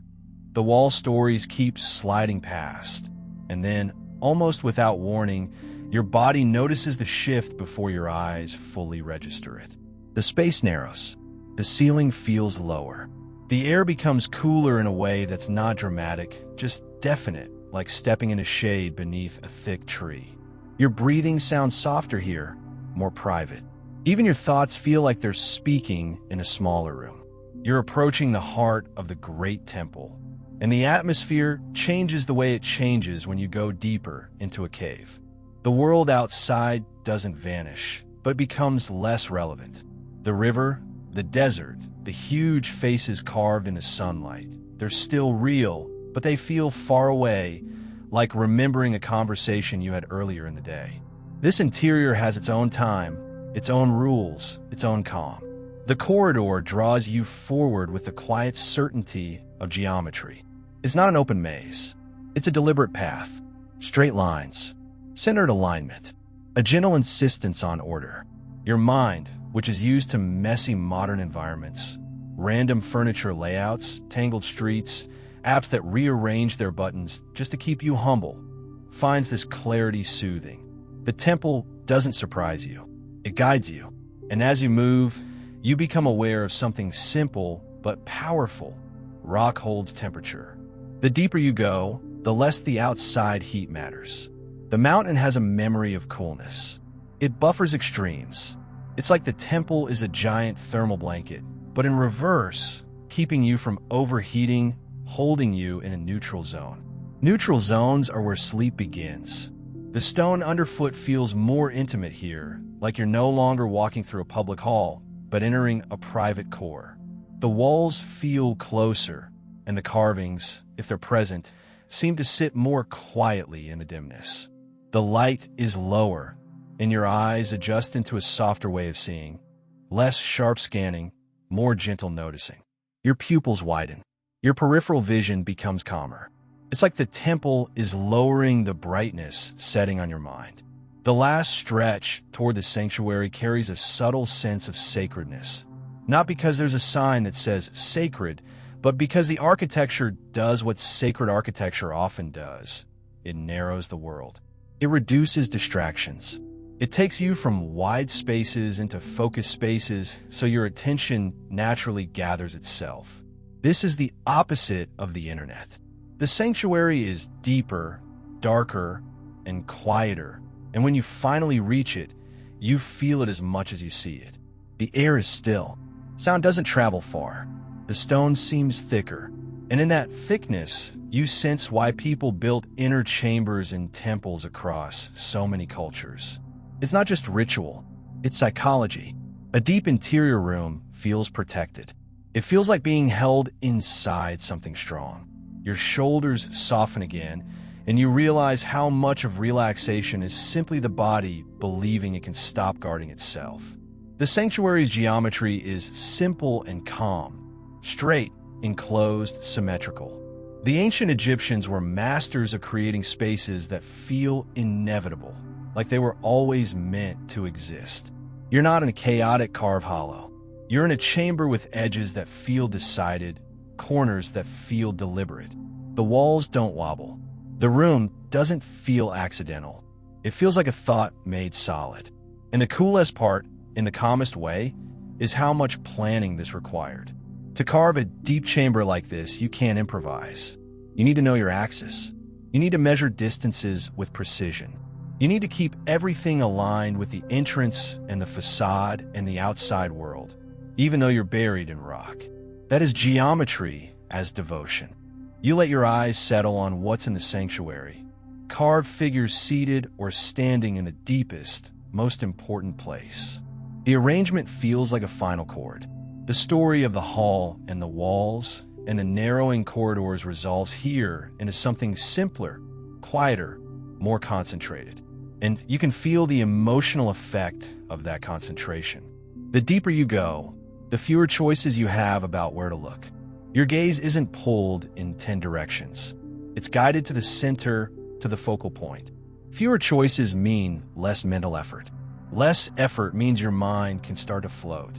The chamber is cool enough that you can sense it on your skin, especially if you imagine the contrast with the desert outside. Your body loves contrast when the contrast leads to comfort. Shade after sun, quiet after noise, coolness after heat. The sanctuary is the temple's deepest shade, and it feels like the reward for walking through the rhythms above. The carvings here are calmer in subject and mood, too.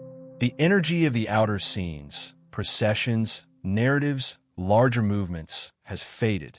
This is the core, the place meant for stillness. Even if your knowledge of the gods is fuzzy, you can feel the intention. This is where the temple holds its quietest power. There's something about the way deep rooms alter your sense of sound. You can hear the small things, the faint shift of your breath, the soft swallow in your throat, the gentle brush of fabric if you move. In modern life, those sounds are drowned out. Here, they become the loudest sounds in the room, and that makes you more aware of your own physical presence. That awareness can be deeply calming because it anchors you to your body. Anxiety lives in the future. Calm lives in sensation. The sanctuary also carries the feeling of being inside in the most complete way. Outside, you were under the sky. In the hall, you were in a carved room, but still connected to the entrance. Here, you're fully in the mountain. The stone around you is thick enough to make you feel separated from the day. You're in a place that doesn't do daylight. It does depth. Depth is where sleep likes to happen. And there's a gentle mystery that comes with this depth. The temple is quiet, but it isn't empty. It holds meanings you can sense without fully naming them. The arrangement of figures, the alignment of the room, the careful shaping of space. Everything suggests a purpose beyond decoration. You don't have to decode it. You can let it remain a mystery.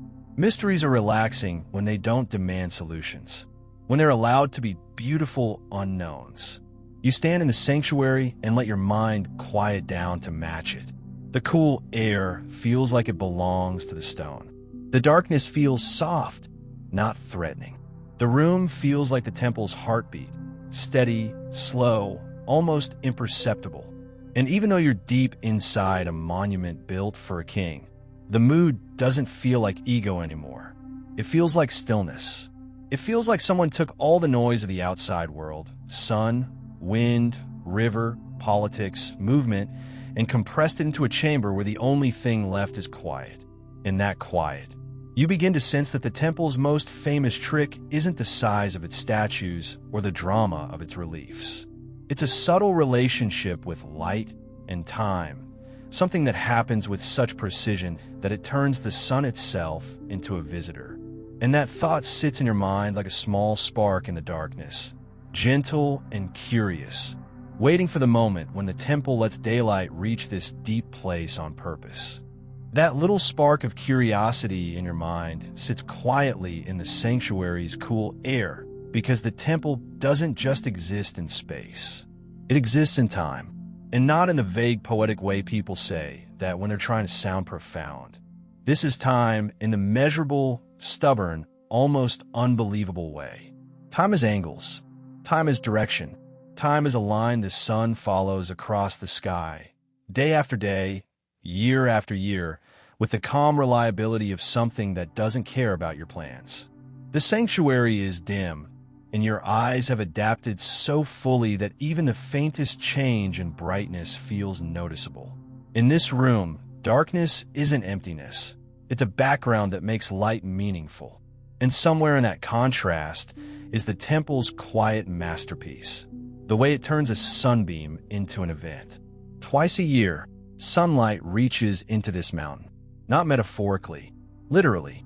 A beam travels through the entrance, through the long interior spaces, down the central axis, and touches the figures in the deepest chamber. The thought alone has a soft, satisfying click to it, like fitting the last puzzle piece into place.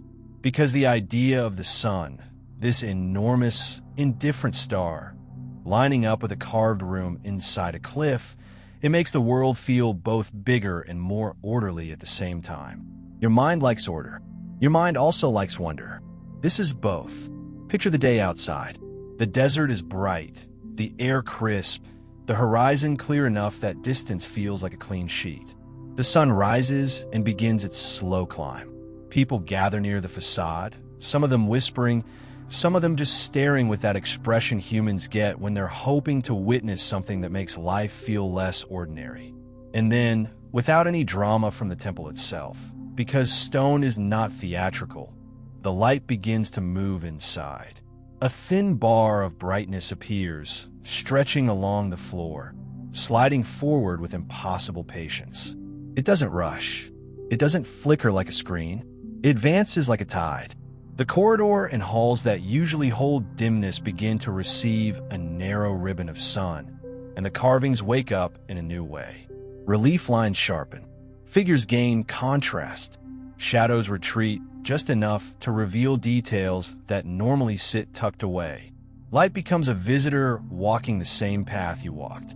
The beam keeps traveling inward, and your brain tries to track the geometry. How straight does that axis have to be? How carefully measured? How consistent must the walls and corridors remain for that sunlight to reach this far without being blocked or scattered away? A sunbeam isn't a solid object, but it behaves with rules. It wants a clear path. It wants alignment. It wants precision, and the temple offers it. The simplest relaxing truth here is that this is a cosmic schedule you can trust. The sun does its part. The temple does its part.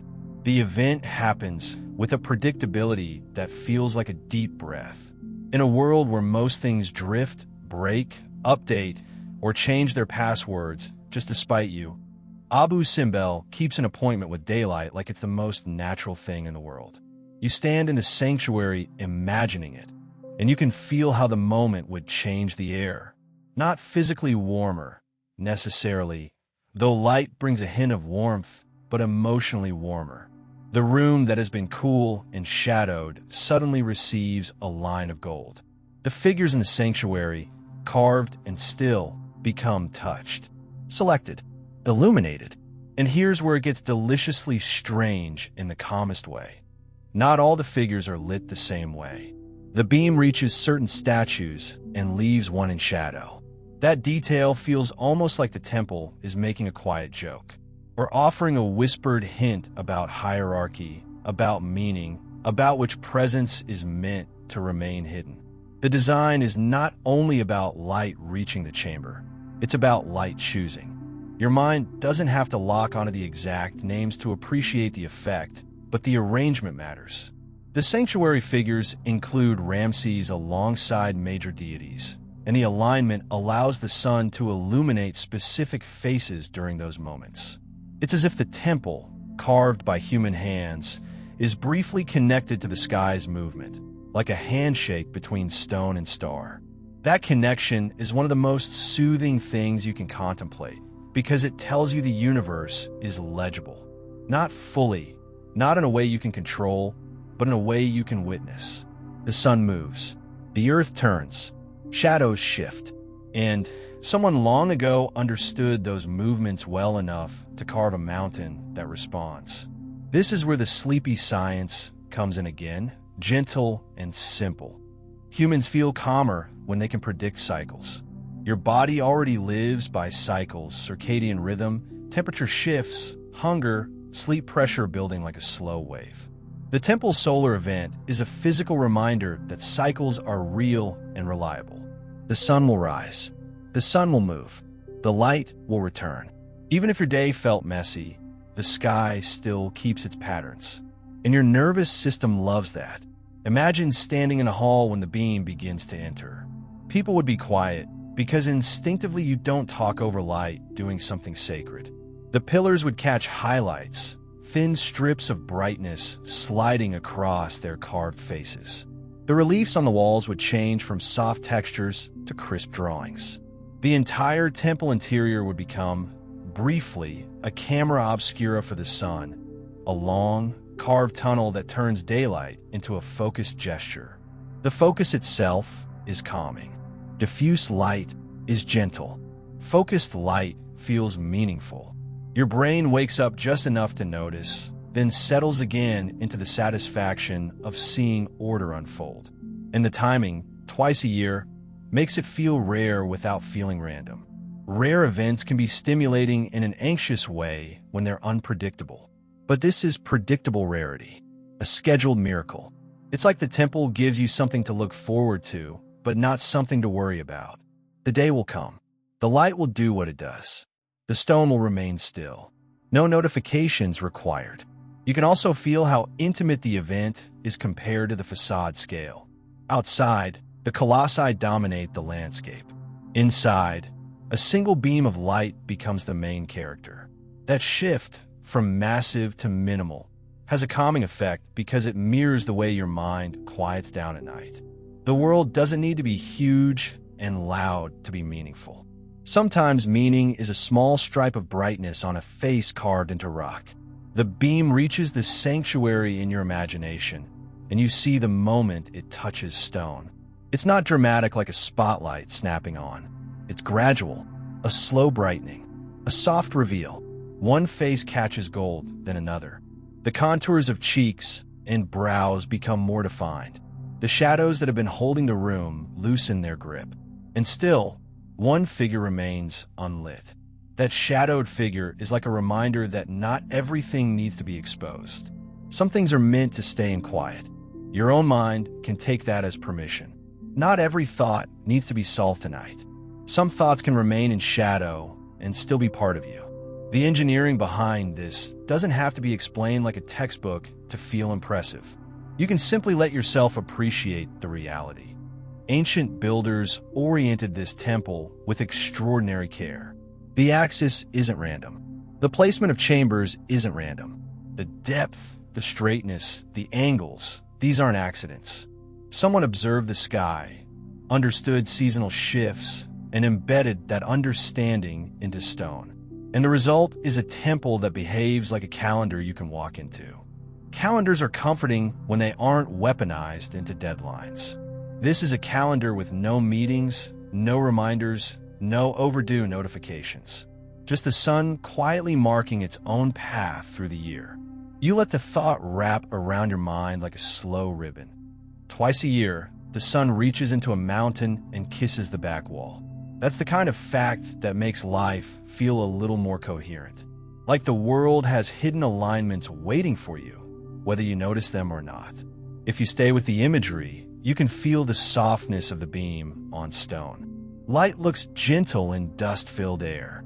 A narrow shaft of brightness becomes visible not just on surfaces, but in the space itself, because tiny particles float and catch it. The temple would have dust. Not messy dust, but ancient dust, the kind that drifts slowly and makes light look like it has texture. And that sight, light textured by floating dust, is deeply calming. It's the visual equivalent of slow music. The people who designed the temple would have expected that moment. They would have built rituals around it. They would have chosen those days with intention. The sun touching the sanctuary would have felt like confirmation. The cosmos agrees. The divine order is intact. The king's connection to it is real. You don't have to share that belief to feel the emotional effect. You can simply feel the human desire behind it, to make time visible, to make the sky participate, to create an event that repeats with comforting precision. That desire is still in you, too. It's why you watch sunsets, why you like routines, why you feel calmer when you know what tomorrow looks like. The temple's solar moment is like a giant, ancient version of that calming routine. And as the beam fades, because it always fades, sliding away as the sun continues its path, the room returns to its cool dimness. The sanctuary doesn't cling to the light. It lets it go. The event isn't something the temple tries to hold on to. It's something it receives briefly, like a breath in, then a breath out. That letting go is another lesson your nervous system recognizes. You inhale. You exhale. You don't keep the air. The interior settles back into shadow, and the mystery deepens again. The light has shown you that the temple is connected to the sky, but it doesn't explain every detail. It leaves you with that satisfied, quiet curiosity, wonder without restlessness. And with that curiosity held gently, your mind begins to drift toward another thought waiting just outside the great temple's intensity. That there's a second temple nearby, a companion space with a different mood, softer and more intimate, like the night side of the same story. The idea of that companion space sits in your mind like a quieter note after a powerful chord, because the great temple has been all about scale and certainty and a kind of monumental calm. Your body has adjusted to its rhythm, the cool air, the slow geometry, the way light becomes an event instead of constant. And then, as you begin to drift back toward the entrance, you can almost feel the temple loosening its hold on you. Not by pushing you out, but by letting the spaces widen again, letting your footsteps become a little less careful, letting your eyes find the brighter rectangle of daylight at the far end. The transition is soothing in itself. Deep interior shadow slowly becomes corridor. Corridor becomes hall. Hall becomes the last faint echo of the outside world re-entering your awareness. The Osiris pillars stand behind you again like a memory of stillness. And then the entrance approaches, that dark frame opening onto bright desert. When you step back out, the light feels almost weightless after the cool interior. The air is warmer, the sky broader, and the huge colossi outside look different now. Not because they changed, obviously, but because you changed. You've been inside the mountain. You felt the temple's private core. The facade no longer feels like a brag. It feels like the cover of a book you've actually read. You turn slightly, and there it is, the second temple, the one that doesn't try to compete with the great temple scale, but carries its own kind of power. It's smaller, yes, but not small in the way a lesser thing is small. Small in the way a quiet room is small compared to a stadium. It's intimate, focused. It feels like the temple is leaning in to speak rather than standing back to be admired. This is the temple of Hathor and Nefertari, and the mood shifts the moment you face it. The cliff is carved again, but the facade doesn't dominate the horizon with 4 enormous seated figures. Instead, you see standing statues, tall and elegant, lying like a calm gathering. And the most striking thing, especially if your brain is still humming with the great temples, Ramses everywhere, energy, is that Nefertari stands here at the same height as Ramses. That detail is not subtle. In ancient Egyptian art, scale is meaning. So when a queen is shown as tall as the king, it's not an accident. It's a statement carved into stone and left in sunlight for centuries. Your mind doesn't have to get political about it. You can just feel the effect, balance. Partnership, a different kind of symmetry, and balance is relaxing. The facade is graceful. The figures have that same ancient composure, calm faces, idealized forms, but the overall impression is softer. The great temple feels like a mountain wearing a crown. This one feels like a song carved in a rock. It still has grandeur, but it's gentler, more personal, like the temple isn't trying to overwhelm you, it's trying to invite you. You step closer, and the carved figures become clearer. Ramses stands tall and steady. Nefertari stands beside him, equally tall, equally present. Their poses are formal, but there's an underlying tenderness in the fact that her presence is not minimized. The temple gives her space. It gives her scale. It gives her a place in the landscape that will outlast gossip and politics and all the small dramas that time loves to erase. Your brain finds that soothing because it's a reminder that monuments can carry affection as well as power. Not every carving is conquest. Sometimes it's devotion. And the goddess Hathor, associated with love, music, beauty, and joy, brings a different emotional temperature to the stone. You can feel it even before you go inside. The iconography around her has a warmth to it. Cow's ears, horns, solar discs, symbols that carry softness without losing strength. Hathor is not a fragile goddess. She's comfort with weight behind it. She's the feeling of being welcomed. If the great temple felt like entering a cosmic schedule, this temple feels like entering a gentle embrace.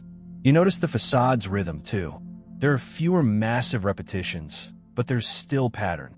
The statues are arranged in a way that makes your eyes move smoothly across them.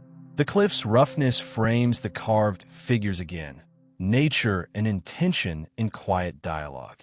And because the temple is smaller, you can take it in without your mind losing scale. Your eyes can hold the whole facade at once, which makes it feel less like an overwhelming spectacle and more like a scene you can rest your attention on. Resting your attention is the whole point. The doorway here is smaller, darker, more like an invitation than a command. The interior awaits, but even the outside feels like it's already giving you something. The story of a queen elevated to monumental presence, and a goddess whose domain includes the kinds of things people use to soothe themselves. Music, joy, tenderness, celebration. You can't help noticing how the two temples sit together like two sides of a personality. The Great Temple is authority and cosmic alignment, a place where the sun makes appointments. The Hathor Temple is intimacy and devotion, a place where the emotional life of civilization is carved into stone. Together, they create a balance. Power and softness, public statement and private affection, vast scale and graceful presence. Your mind starts to build a new kind of mystery here. Not how did they do this? Though it's still there, but what did it feel like to be here then? Imagine the ceremonies, the gatherings, the sound of voices in the open air, the smell of offerings, the sense of being at a place where royal image and divine symbolism intertwined. The Great Temple tells you who rules. This temple tells you who is loved, who is honored, who is included in the story. And because you're trying to sleep, you can let those questions stay soft. You don't need answers. You can let the images be enough. You step closer to the carved statues, and you notice details at their feet, smaller figures again, children carved at a different scale, the family presence woven into monumentality. It's the same human touch you noticed earlier. Even when building eternity, they included the everyday bonds. It keeps the stone from feeling cold. Your eyes drift upward toward the faces carved into the cliff. The expressions are still serene, still timeless. But the overall energy is less stern. It's as if the stone is carrying a gentle smile without actually smiling. The temple doesn't shout. It hums. And because the goddess Hathor is linked to music, you can almost imagine a sound here that isn't present but feels implied. Sistrums rattling softly, low singing, rhythmic clapping, the kind of sound that doesn't demand adrenaline but encourages swaying. A slow, steady cadence again, but this time emotional rather than architectural. The desert wind moves across the facade, and the light plays on the carved forms. The smaller scale means the shadows feel closer, more readable. The grooves and curves catch highlights in a way that looks like soft fabric, even though it's stone. Your eyes follow those curves, and your breathing follows your eyes. The temple has shifted you from awe into warmth. Awe is beautiful, but warmth is what makes you sink. You stand there between the two temples in your mind, the huge colossi behind you, the graceful standing figures in front of you, and you feel the story expanding. It's not just about a king and a mountain in the sun. It's about a civilization that expressed itself through stone, that carved relationships into cliffs, that used space and light and symbolism to shape how people felt when they arrived.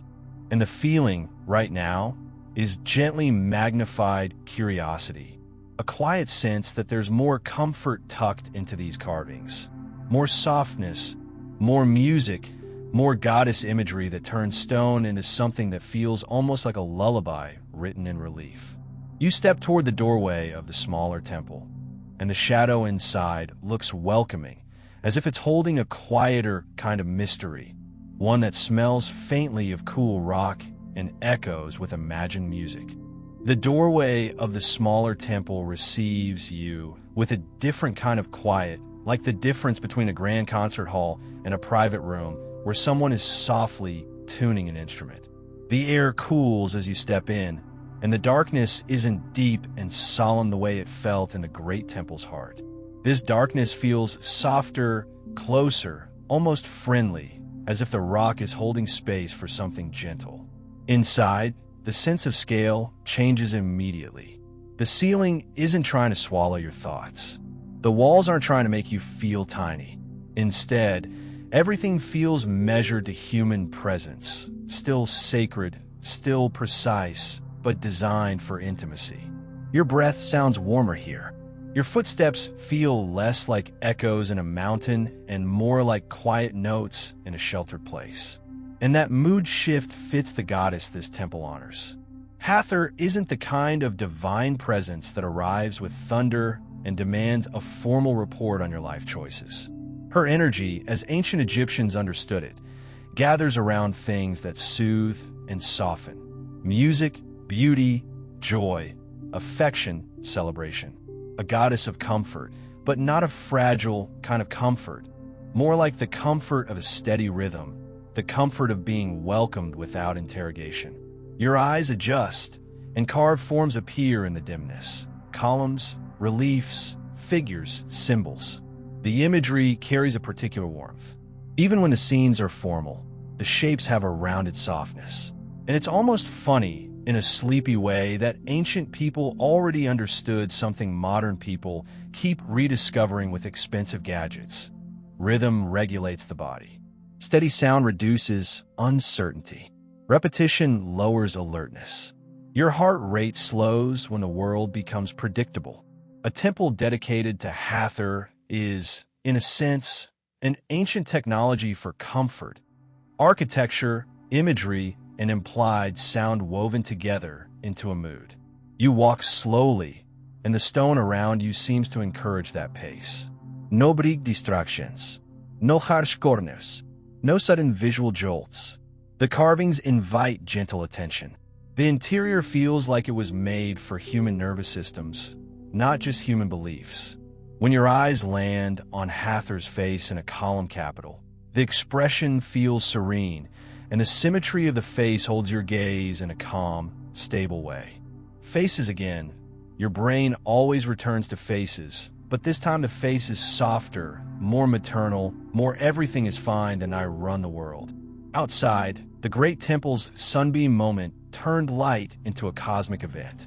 Here, the comfort is different. It's the comfort of a room that carries joy without chaos, celebration without noise, devotion without fear. That might be the most relaxing fact of all. Ancient spirituality wasn't only about awe and power. It also made room for tenderness, for beauty, for sensory reassurance. You notice how Nefertari's presence continues inside, too. The temple doesn't treat her as a decorative footnote. She appears in reliefs with dignity, participating in ritual scenes connected to Hathor's domain. There's a softness in that idea, royal power framed by devotion to a goddess of love and music. The stone is showing you that even in a world of borders and monuments and cosmic alignment, emotional life mattered enough to carve. Your mind begins to connect this temple's mood to your own need for winding down. Sleep is not a switch. Sleep is a gradual lowering. Your body needs signals that the day is over, that vigilance is no longer required, that the environment is safe. Ancient Egyptians created those signals with controlled space, repeated imagery, steady ritual, and instruments with shimmering rhythms. Modern people do the same thing with dim lights, playlists, warm blankets, the steady hum of a fan. Different tools, same nervous system.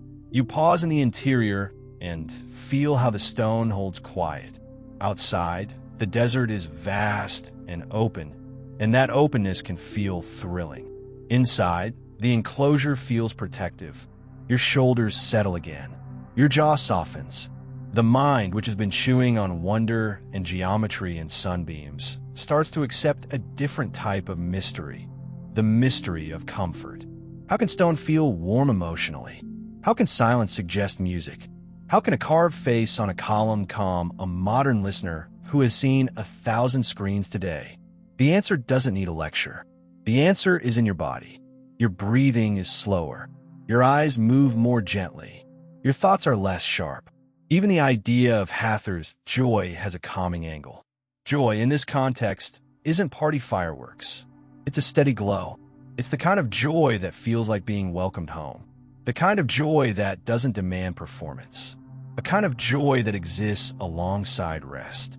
The reliefs continue along the walls, showing offerings and divine encounters in a visual language that stays consistent. Consistency again. Order again. Repetition again. Your mind keeps receiving the same message in a dozen forms. Calm, calm, calm. Your attention drifts to the way light behaves here. Dim light makes carved surfaces feel softer. Shadows round the edges of figures. Details appear and recede depending on angle and distance. The temple becomes an environment where nothing is too bright, nothing is too sharp. That's exactly what your brain wants late at night. A world with fewer hard contrasts. And the goddess imagery carries cosmic comfort in a gentle way. Hathor is linked with the sky and the sun disk in her symbolism. But here, that cosmic connection isn't stern. It's protective. The sky is shelter, not as challenge. The sun as warmth, not as glare. The horns framing the disk create a visual cradle, like the cosmos is being held rather than thrown at you. You stand there a moment longer, and the thought arrives quietly. This temple complements the great temple the way softness complements strength. The great temple carved permanence into a cliff and negotiated with the sun. This temple carved reassurance into a mountain and negotiated with the human heart. And as you begin to drift back toward the doorway, the cool air follows you like a calm companion. The darkness behind you feels gentle, not heavy. The exterior light ahead looks warm, not harsh. The two temples outside, one monumental, one intimate, start to feel like two halves of a single idea. The ancient world shaping space to shape feeling. Beyond these cliffs, the river still runs. Beyond these stones, centuries still pass. And soon, the story shifts into a different kind of wonder, one that involves not only ancient precision, but modern determination. Because these temples impossibly did not remain in their original place. They were moved piece by piece, as carefully as someone carrying a sleeping child without waking them. The thought that these temples were moved sounds impossible at first, like someone casually telling you they relocated a constellation because it was blocking the view. Your mind tries to picture it and immediately files it under nope, because the statues outside feel welded to the horizon. They look like they grew out of the cliff the way roots grow out of soil. The whole point of carving into a mountain is that it's supposed to be permanent, the kind of permanent you don't pack in a boxes and label with a marker. And yet, the world changes. A river that once rose and fell with ancient patience became part of a modern plan. The Aswan Dam was built upstream, and the idea was huge in a way that feels familiar after standing under Ramses' colossi: control the flood, generate power, shape agriculture, bring stability. Big projects love the word stability. Big projects also love pretending they don't have side effects. The side effect in this case was water. As the dam rose, the Nile's behavior changed, and the creation of a vast reservoir, Lake Nasser, meant that whole stretches of Nubia, with its villages, its landscapes, its ancient sites, would be submerged. The kind of slow, inevitable submerging that doesn't announce itself with drama, just creeps forward year by year until the shoreline becomes a new reality. Abu Simbel, sitting where it sat, would have been swallowed. If you let that sink in while your body is already relaxed from temple air and stone rhythm, it creates a strange mixture of emotions, a soft sadness, a quiet urgency, and then, surprisingly, a kind of wonder at what humans will do when they decide something matters. Because for once, the story doesn't end with, and then it disappeared. The story takes a turn into one of the most careful rescue operations ever attempted on an ancient monument. It's almost like the temple's got a second life, not as ruins discovered by chance, but as treasures deliberately saved. The rescue was international, and even thinking about that is soothing in a world where cooperation can feel like an endangered species. Different countries, engineers, archaeologists, planners, people with very different languages and tools, coming together around the same simple decision. This should not be lost. There's something deeply calming about that decision, because it's the opposite of doom scrolling. It's humans choosing preservation over forgetting. And then you get to the part that feels like science fiction, but is painfully real. The temples were cut into pieces. Not smashed, not ripped apart, not treated like rubble. Cut with precision. Imagine standing in front of the great temple facade and drawing invisible lines across it. Careful lines that avoid key features, lines that respect the carved faces, lines that plan where each block will separate. Then imagine those lines becoming actual cuts. The mountain that once felt singular becomes a puzzle. The phrase block by block sounds simple until you picture the weight of each block. These aren't cute little bricks you can tuck under one arm. These are massive sections of sandstone, each one heavy enough to make you respect gravity all over again. And still, they were separated cleanly, labeled, handled like fragile artifacts, even though they were rock. That is a level of care that almost feels intimate. There's a quiet tenderness in imagining the process.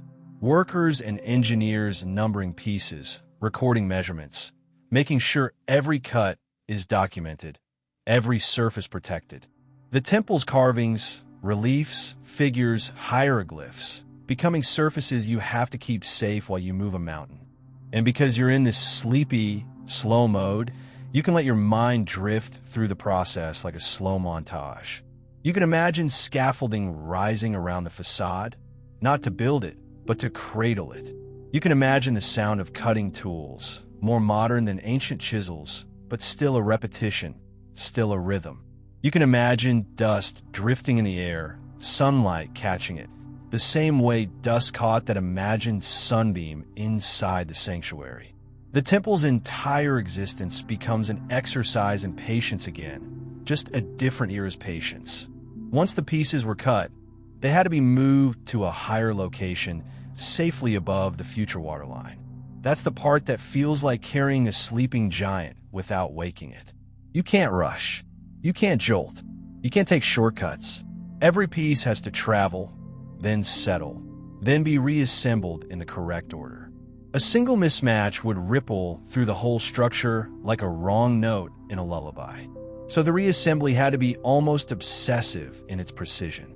The blocks had to meet cleanly. The carved lines had to align. The faces had to return to their calm expressions without awkward seams disrupting them. And beyond aesthetics, something even more delicate had to be preserved: the orientation. Because the Great Temple's solar alignment wasn't a cute coincidence. It was embedded into the design. If you rebuilt the temple even slightly off, the sunbeam would miss its appointment. The entire quiet miracle would drift. So the rescue wasn't just relocation. It was relocation with fidelity to the sky. That detail makes the whole operation feel like a conversation between eras. Ancient builders aligning stone with the sun, modern engineers aligning relocated stone with that same sun, refusing to break the link. It's like two sets of humans, separated by thousands of years, both agreeing that the axis matters, that the light matters, that the temple's relationship with time should remain intact. The new location was prepared carefully, too. The temples didn't just get plopped on a hill like a heavy piece of furniture you regret buying. They were reconstructed into an artificial cliff, an engineered hillside designed to resemble the original setting, so the temples would still feel like they emerged from rock. From the outside, you still get the illusion that the colossi belong to a mountain, not a modern platform. That illusion isn't deception. It's respect.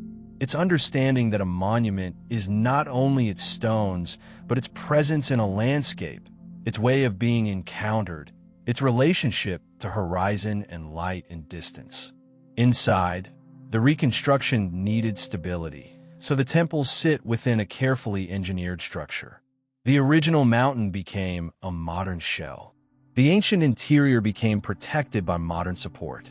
The result is one of the strangest, most beautiful hybrids you can imagine. Ancient art held inside contemporary engineering, like a fragile dream protected by a strong hand. And it's hard not to feel a quiet gratitude for the strange practicality of it all. The temples survived because people decided to use mathematics and machinery and international organization to keep ancient stone from drowning. If you linger on that, it becomes one of those rare facts that feel like comfort. Humans can create enormous problems and also create enormous solutions. The same species that build a dam that floods a valley also build a rescue operation that saves a mountain-carved temple. It's messy, it's contradictory, it's human, and it's oddly soothing because it means the story isn't only loss. The relocation also carries a softer story underneath the engineering. The displacement of communities, the changing landscape, the way water redraws a world. Nubia transformed. Places that once sat on dry ground became memory under a lake.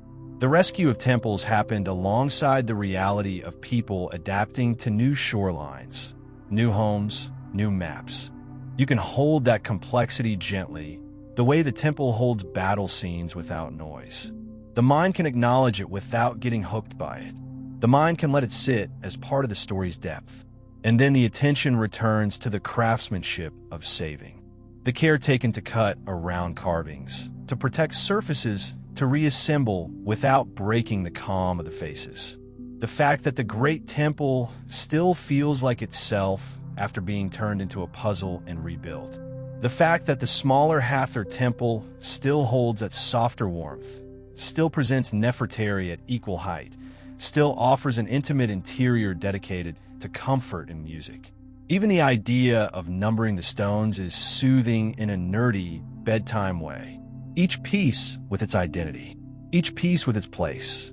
It's a giant, ancient jigsaw solved not for entertainment, but for preservation.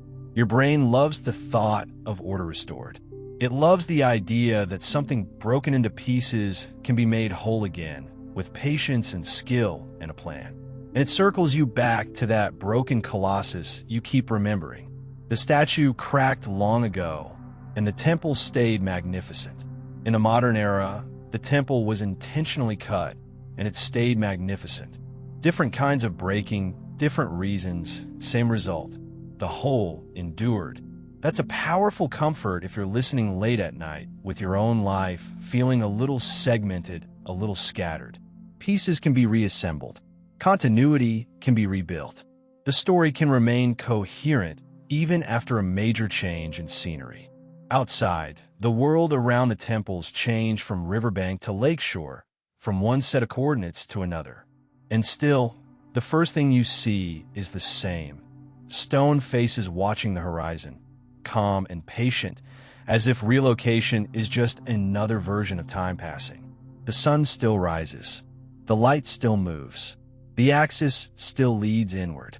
The mountain may be engineered now, but the feeling remains ancient.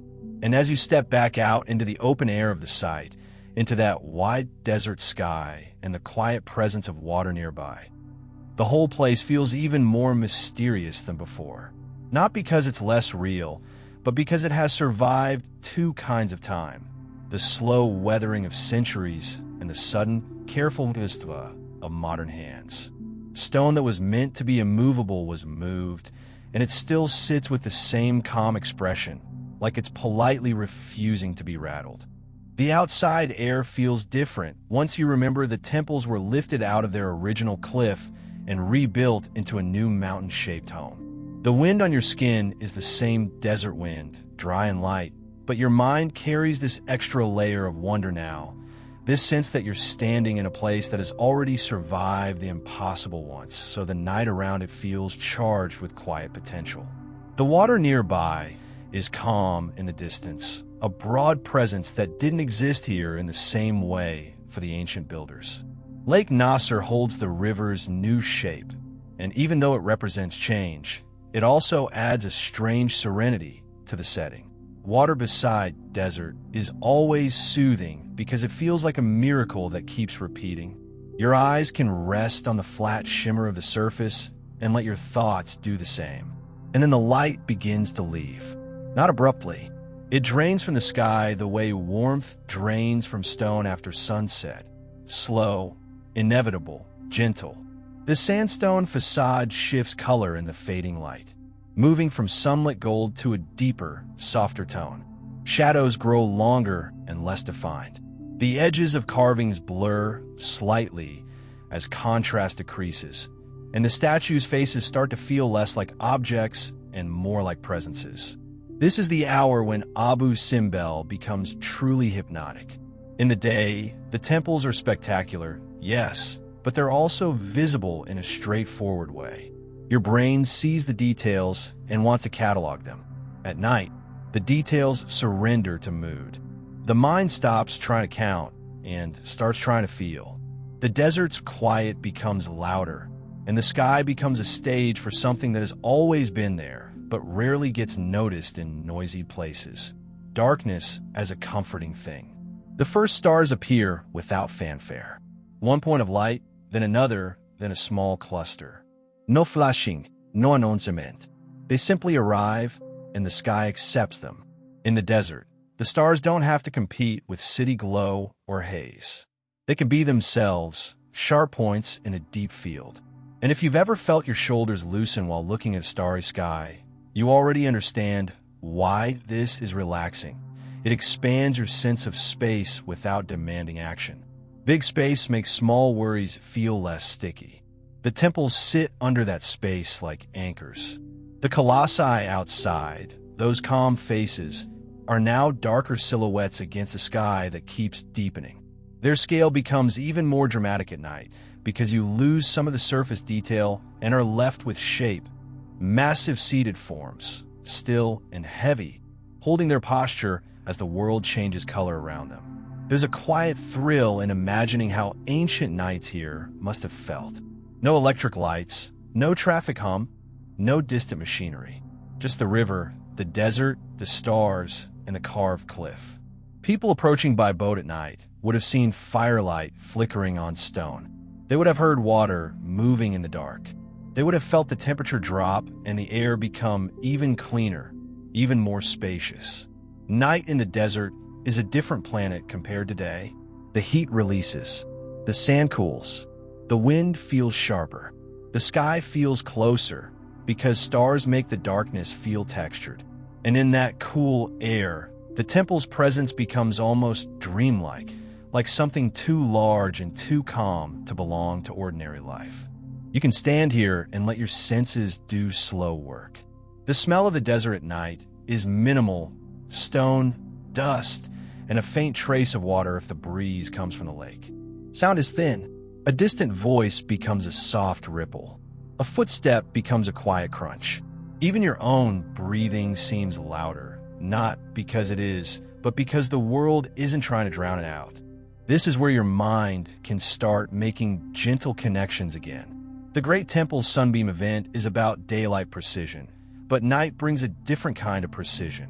Constellations returning, seasonal skies shifting slowly, stars rotating around invisible axes. The same people who oriented a temple to the sun also lived under these skies, watched the same slow turning of stars, felt the same calm of predictable celestial motion. Predictable motion is comfort. The temples are, in a sense, instruments designed to interact with the sky, one with sunlight and shadow, another with goddess imagery linked to the heavens. At night, you can feel that relationship more clearly because the sky becomes the main source of wonder. The temples don't compete with it. They sit beneath it, grounded, heavy, patient. If there's artificial lighting on the facade, it changes everything again. The statues become illuminated against the darkness, and the carvings stand out in a way that daytime doesn't always allow. Light from below casts dramatic shadows upward, turning the faces into something even more monumental. But even then, the mood can remain calm if the lighting is warm and steady. The figures look like they're emerging out of the cliff, not aggressively, but with the slow confidence of something that has been waiting a long time and can keep waiting. The desert night also brings out the most soothing physical sensation: cool air on warm stone.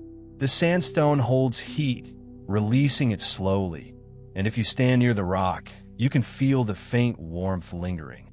It's like the temple is radiating a quiet memory of sunlight, offering it to the night in a slow exchange. Warmth and coolness meet at the surface, and your skin senses it as comfort.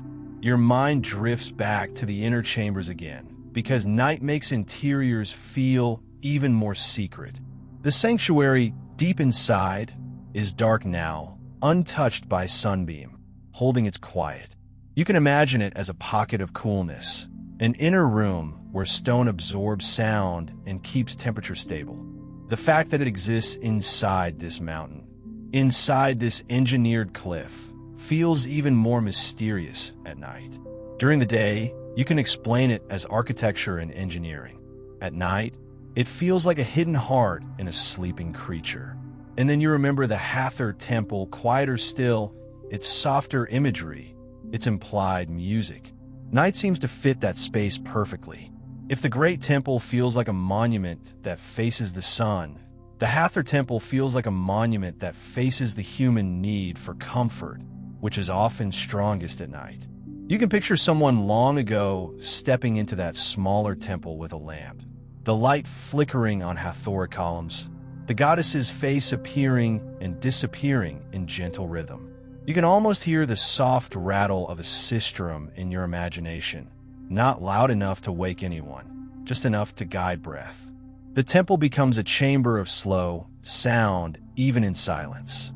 Outside, the stars continue gathering, and a Milky Way can appear as a faint band, like a pale cloud across the sky.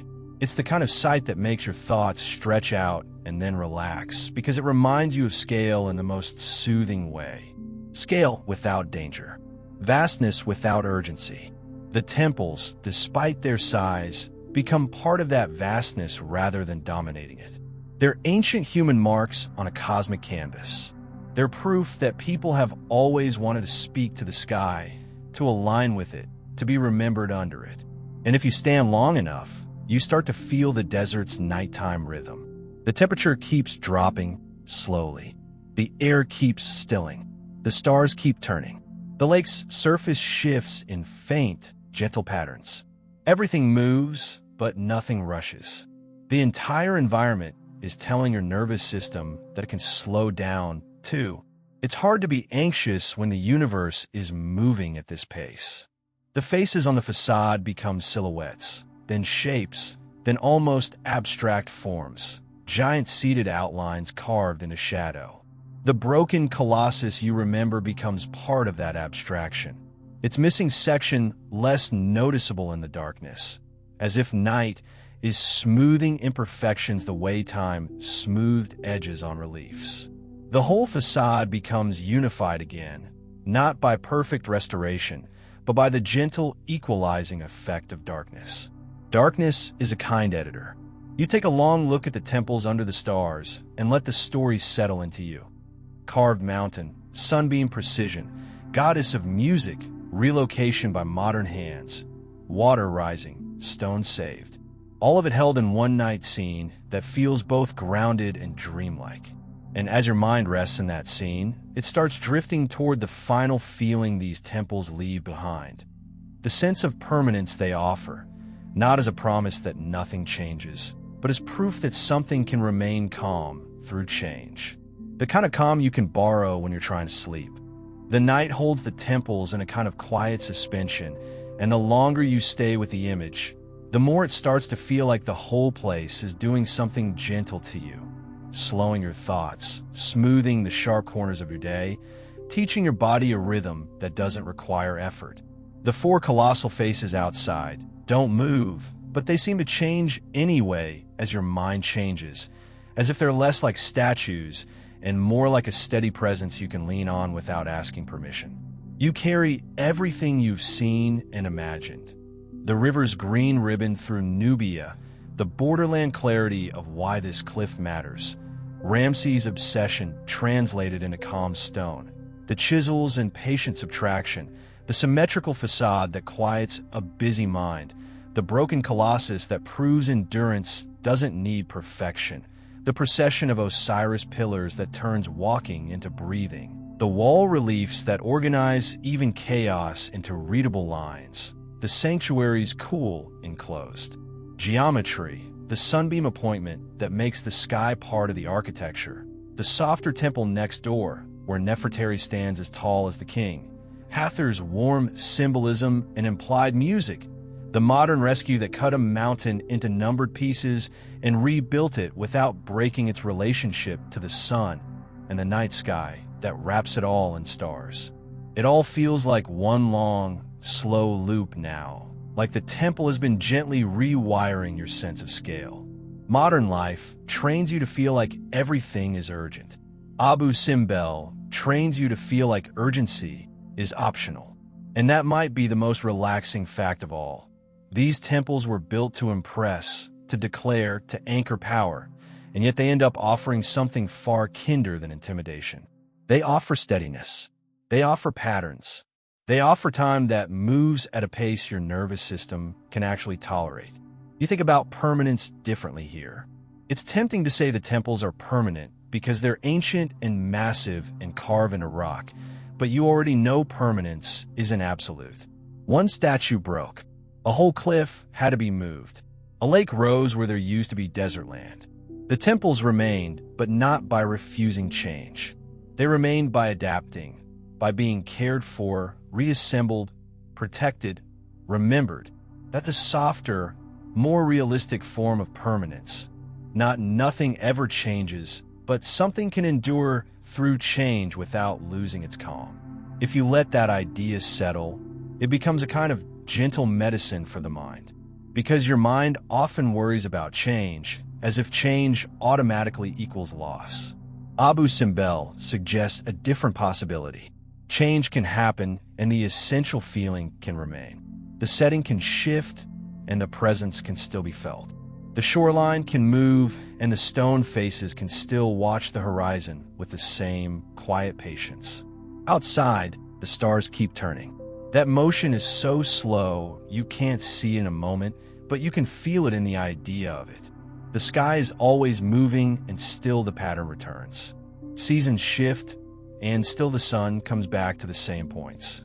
The temple's solar alignment is just a dramatic way of making that truth visible. Your own life has cycles, too, even if your calendar tries to flatten them into meetings and alarms. You get tired, you rest, you wake, you begin again.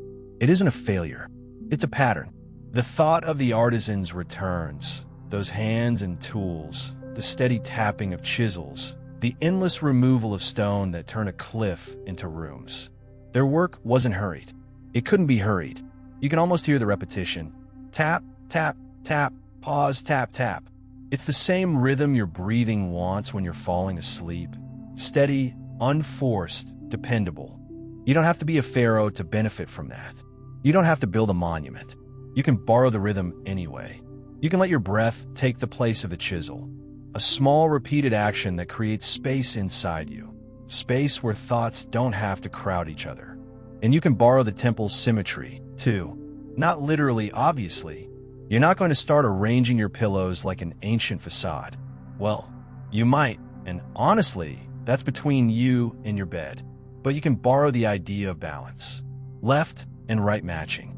Breath in and breath out matching. One thought coming, one thought going. Even if your day felt lopsided, your night can be more even. The broken colossus stays as the gentlest reminder in the background. A part fell, and the whole remained. The face cracked, and the presence stayed. It's permission to be human. Permission for your day to have dents. Permission for your energy to have gaps. You can still rest. You can still be whole in the way that matters. The lake nearby, quiet in the darkness, adds another layer of calm. Water at night has its own language. It doesn't sparkle. It doesn't perform.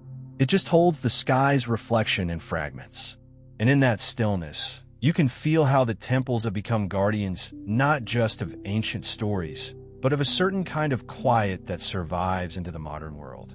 People come here with cameras and schedules and lists, but the stone doesn't care. The stone offers the same thing to everyone. Scale, shadow, repetition, and the steady feeling of time that moves slowly enough to breathe. Your eyes, in your imagination, return to the facade one last time. The four-seated figures are mostly shadow now, the carved lines softened by night. Their faces are calm shapes against the sky. They don't need to prove anything. They don't need to update their status. They've already outlasted countless lifetimes. The only thing they seem to do is sit, and in that sitting, they teach you something that modern life tends to forget. Stillness is an action. Rest is a choice. Quiet is real.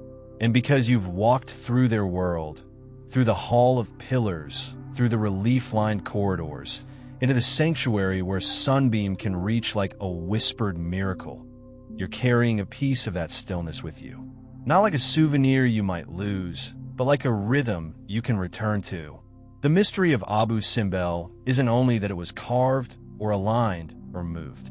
The mystery is that it can hold so many layers at once and still feel calm. A borderland statement that becomes a bedtime comfort. A king's grand plan that becomes your gentle reset. A mountain turned into a story that turns into a lullaby. The night grows softer around the temples, and your mind can soften with it, letting the details blur into a single, warm impression. Stone faces in the dark, a cool interior held inside a cliff, a thin line of sunlight that visits twice a year like a promise kept without words. You don't need to hold every fact tightly. You can let them drift, the way sand shifts under a light breeze, the way water smooths itself after a small ripple, the way the sky turns slowly without needing you to watch. Your breathing can slow further, easy and unforced, like the steady pace of footsteps fading into a quiet hall, like the repetition of carved figures standing calmly in a row. Thoughts can come and go without grabbing you. If one lingers, it can sit for a moment and then pass, the way a shadow moves across stone and then leaves the surface unchanged. Nothing has to be solved tonight. Nothing has to be fixed. The temples have been through centuries, through heat and wind, through being cut and rebuilt, and they still sit in calm silence, as if to remind you that endurance can be gentle. The desert air cools. The stars keep turning. The lake holds the darkness like a soft mirror. And somewhere in that wide quiet, you can allow your body to feel heavy in the safest way, sinking into rest the way stone settles into earth, the way the night settles over the horizon. Your eyelids can relax. Your jaw can unclench. Your shoulders can drop. You can let the last images fade. Sand, cliff, carved faces, a corridor of shadow, a sanctuary of coolness, until all that remains is a steady sense of calm. like a whisper that doesn't need to be heard to be true.